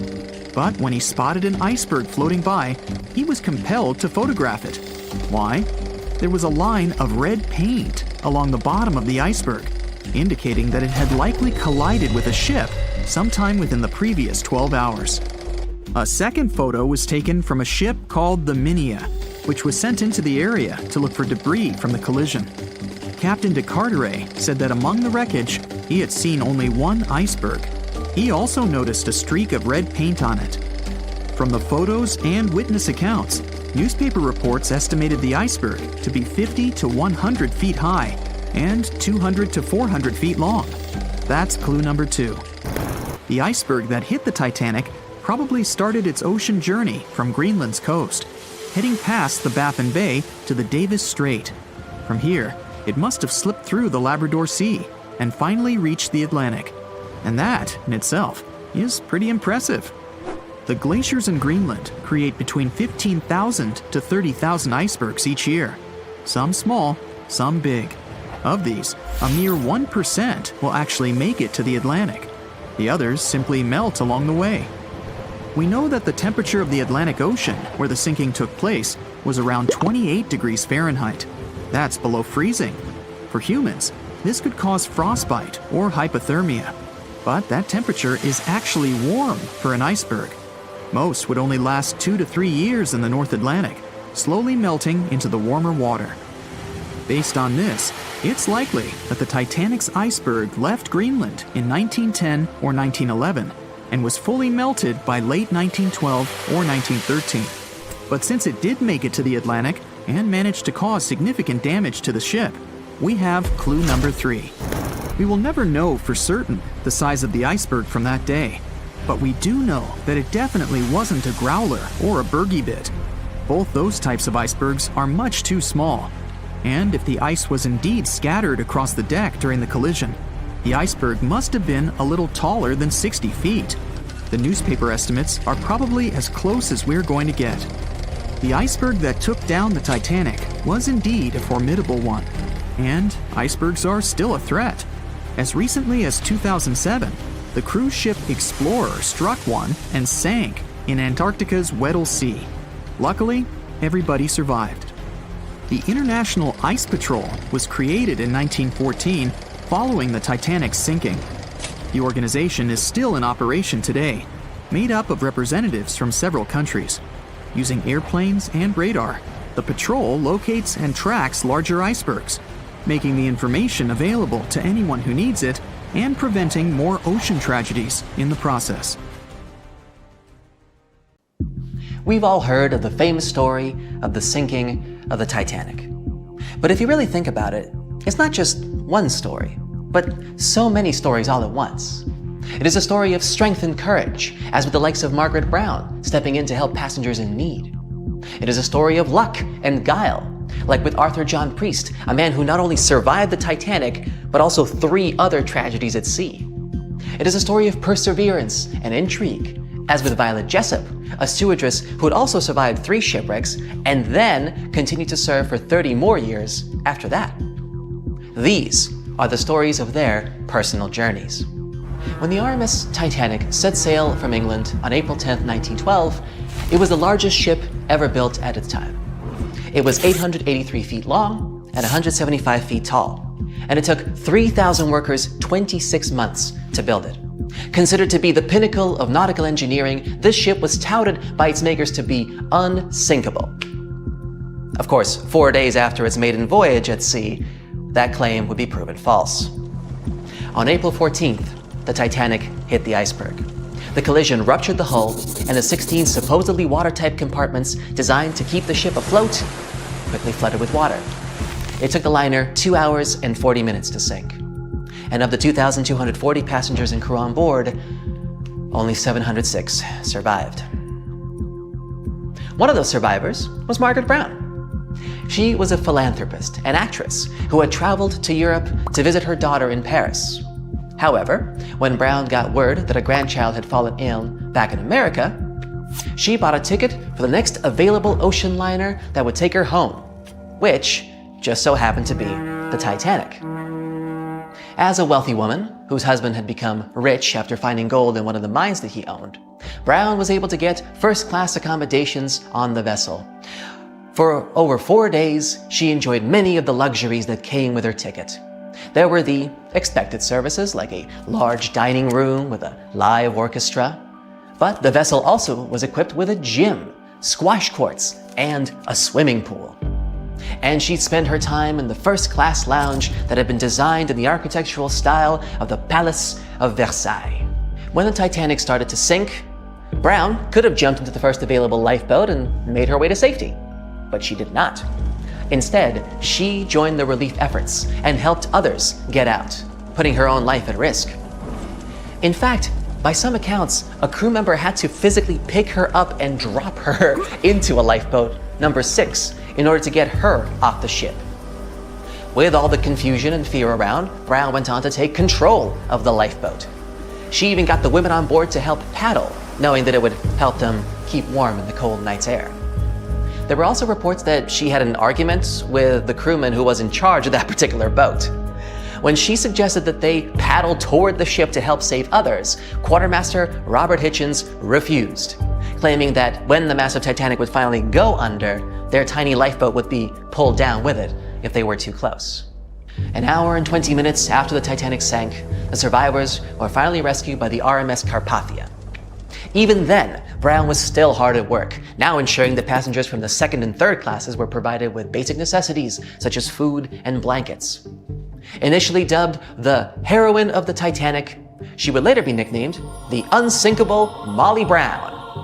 A bit of an odd nickname, considering that she was never called Molly in her normal life. However, her story was so compelling that it was eventually turned into a musical in 1960 and into a movie in 1964.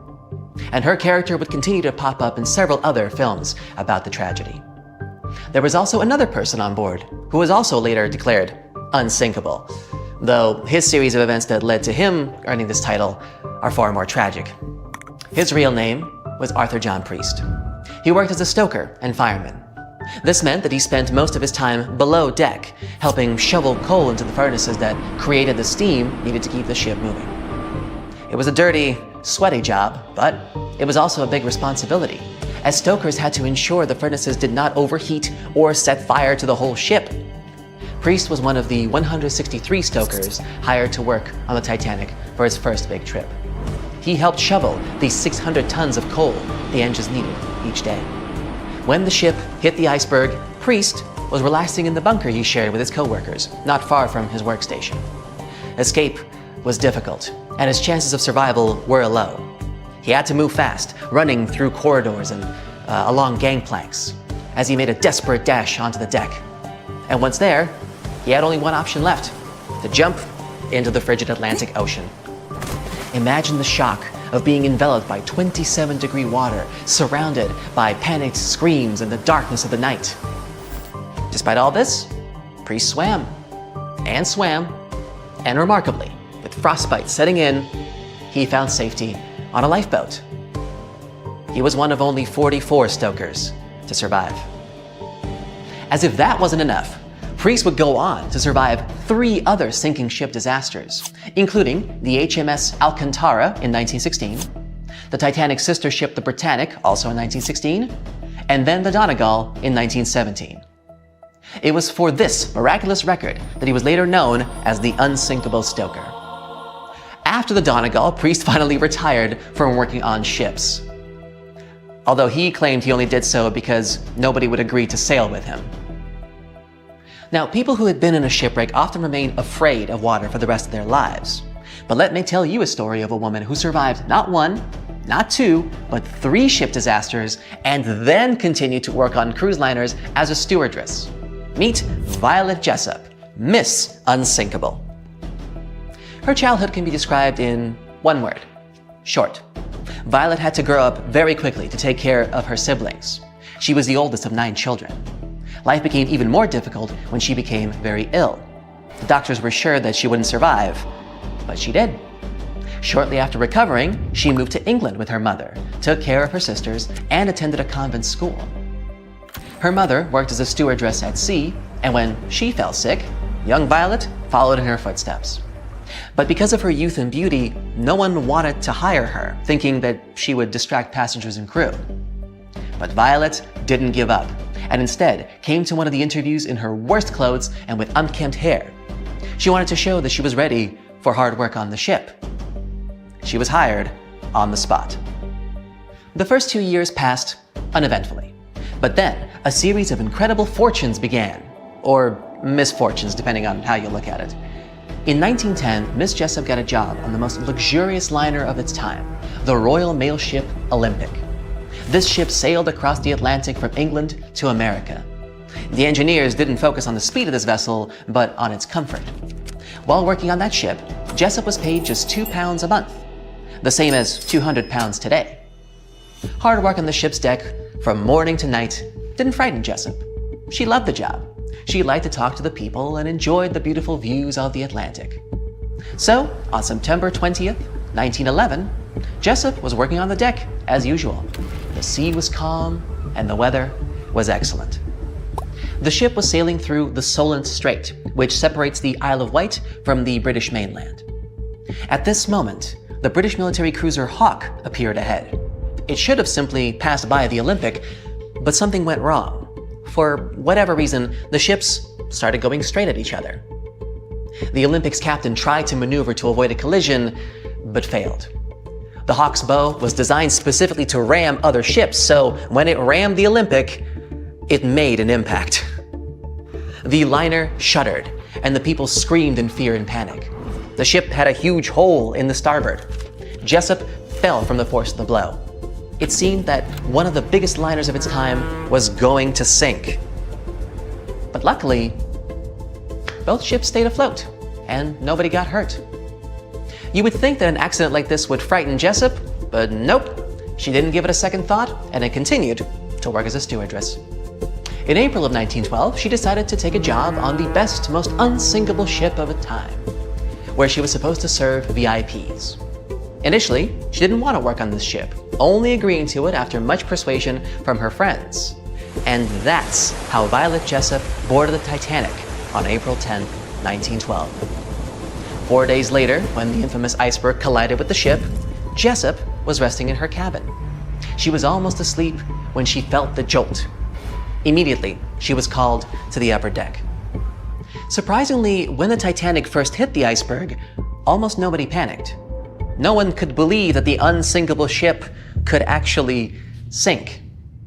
As the ship's hold was being filled with water, everybody was just calmly carrying on about their business on the upper decks. It was only when the cabin crew started instructing passengers to reach their lifeboats that panic finally set in. Jessup, along with other stewards, was actively aiding the passengers' evacuation to the lifeboats. The rule was that women and children were to be evacuated first. But when many of the women hesitated to step onto the lifeboats, delaying the crew's efforts, one of the ship's officers ordered Jessup to get into a boat to show the other women it was perfectly safe. Soon, others followed, and then someone suddenly thrust a swaddled baby into her hands. Without a second thought, Jessup hugged the child to her chest to keep it warm while the Titanic was sinking. She didn't let go of the baby until her lifeboat was picked up by the Carpathia, the ship that came to the rescue. As Jessup boarded the ship with the baby, a woman ran up to her and, without saying a word, snatched the child from Jessup's hands. I mean, she assumed the woman was the baby's mother, so she didn't try to get it back. She was too numb and frozen to think how strange it was this woman hadn't even said thank you for saving her baby. Many years later, Jessup would be reminded of this baby under some mysterious circumstances. After successfully surviving one of the most terrible shipwrecks in history, Jessup, of course, continued to work at sea. In 1916, she took a job as a nurse on the hospital ship Britannic, which you might remember is a sister ship to both the Olympic and the Titanic. Except this one sailed in the Aegean Sea. On November 21st, the ship was traveling down its very familiar route, but on that particular day, luck was not on its side. This would become the third shipwreck Jessup will have survived. However, this rescue wasn't as easy as the previous two. After the accident, the huge Britannic began to sink quickly. It took less than an hour for the ship to completely sink. Jessup didn't have time to board a lifeboat this time, so she jumped into the cold water. There, she swam to the closest lifeboat and got on. But then everyone on the boat noticed that the ship's propellers were still working. They were spinning in the water, creating a whirlpool that was pulling the boat toward them. Jessup jumped off the boat just in time to escape the propellers, but her ordeal was far from over. While in the water, she was pulled down to the ship's keel and hit her head. The only thing that saved her from losing consciousness and probably her life was her thick hair slightly cushioning the impact. And so, somehow, against all odds, Jessup got away from the engine and was soon picked up by another boat. For the next few years after this accident, Jessup was plagued by headaches. When she finally went to the doctor, he told her she was incredibly lucky to still be alive. The incident on the Britannic resulted in a fracture in her skull. You would think that 3 shipwrecks and a fractured skull would be enough to stop anyone, but not Violet Jessup. She continued to work on cruise ships until the year 1950. She even cruised on the world twice on the luxury liner Belgenland. Fortunately, the rest of Miss Jessup's career went without any further mishaps. In 1950, she moved to Great Ashfield in Suffolk County, having worked at sea for almost 42 years. Content with her career, she settled in a large cottage built in the 16th century. But a year into her retirement, she received a strange phone call. It was late at night, and Jessup was asleep when the phone rang. She picked up the phone and heard a woman's voice on the other end. The lady didn't introduce herself and asked right away, "Excuse me, was it you who saved a baby on the Titanic?" Jessup answered, "Yes, it was me." She laughed and hung up. Jessup later told her friend about this strange call. She assumed that some kids were playing a joke on her, but Jessup had never told anyone about the baby before that call. And according to the old records, the only child who was on the boat with Jessup was a boy. But those same records also said that the boy had been saved by another passenger. To this day, it's still unknown who the baby that Jessup rescued was. Either way, for surviving 3 different wrecks on 3 different ships, she was aptly dubbed Miss Unsinkable. And there you have it, 3 incredible stories of 3 remarkable individuals. And there's many more like them. Stories like these prove there's a hero in all of us that can come out in unexpected circumstances. But of course, I hope you'll never need to put that theory to the test. See you next time, and safe travels. The year was 1854, and the SS Arctic, the fastest passenger liner of its time, set out to cross the Atlantic. As it sailed through the misty veil, it slowly disappeared into the unknown. The Collins Line, an American shipping company, was started in 1818 and only began seriously trading in the transatlantic by 1835. Its steamships crossed the Atlantic from Liverpool to New York within just 10 days. Doesn't sound like a great speed today, I know, but back then, the same thing took other ships several weeks. Light on the water with their wooden hulls, powering through with a strong steam engine, those steamships were the favorite choice for many high-profile people. What could go wrong with such an advanced ship, they thought. This reminds me of some other ship everyone believed to be unsinkable. But anyway, back to the Collins Line. It grew to be a serious contender on transatlantic routes, with only one other competitor, the Cunard's Line. It was a British company also aiming to be the main force through the Arctic Passage. In 1835, the company received a new ship that traveled to Liverpool and came back to New York with the largest cargo ever at that time. From then, the Collins Line was steadily growing. It seemed like there would only be future successes for it. Unfortunately, their lavish ships became costly to run with the amount of coal used. Massive power along with weak wooden hulls meant they needed many repairs after each voyage. So, every trip ended up being expensive. But since the ships were safe and had a great reputation, people were willing to pay the price, and the company was definitely not in crisis. They had achieved something no one had managed to do before them. Like I told you, their ships crossed the Atlantic in a whopping 10 days, and Edward Collins, the owner, was very determined to maintain the pace. Their 5 ships easily outran the Cunard's Line of only 3. With this great praise, it provided more attention. Though the Cunard's ships were slower with their iron hulls, they believed there was still profit, regardless of how slowly they sailed. Among Collins' ships, the Arctic, the third of them to be launched, was the largest, reaching 284 feet long, with 2 side-lever steam engines, each with 1,000 horsepower. The paddle wheels made 16 revolutions a minute when at full speed. At the time of its launch, the press called it the most stupendous vessel ever constructed in the United States. But glamour and fame couldn't avoid what would come next. On the 27th of September, the Arctic was on its journey from Liverpool to New York, continuing a speed pace through the thick fog. It's possible that by that moment, after 4 years of record-breaking trips, the crew became overconfident with their sailing and the ship. Going only 50 miles from Newfoundland, they carelessly continued through the fog with no radio contact, sonar, or any other form of identifying objects, equipped only with Morse code. A smaller ship, the SS Vesta, which operated as a fishing vessel, often worked around Newfoundland. It was passing through the same path as the Arctic and crashed into its side. Shocked by the collision, the captain of the Arctic offered help to the much smaller Vesta. But it was soon clear that the damage that seemed minor on the Arctic was far worse. Beneath the waterline, a hole was letting water into the hull. The cost of the much faster wooden hull now seemed less valuable. They steered toward land, trying to plug the holes, but they weren't doing so well, and the seawater continued to pour in, filling up higher and pushing the ship down. And finally, once the engine room was full, it put out the boilers, taking away the massive power the Arctic was once legendary for. They moved slowly until coming to a complete stop.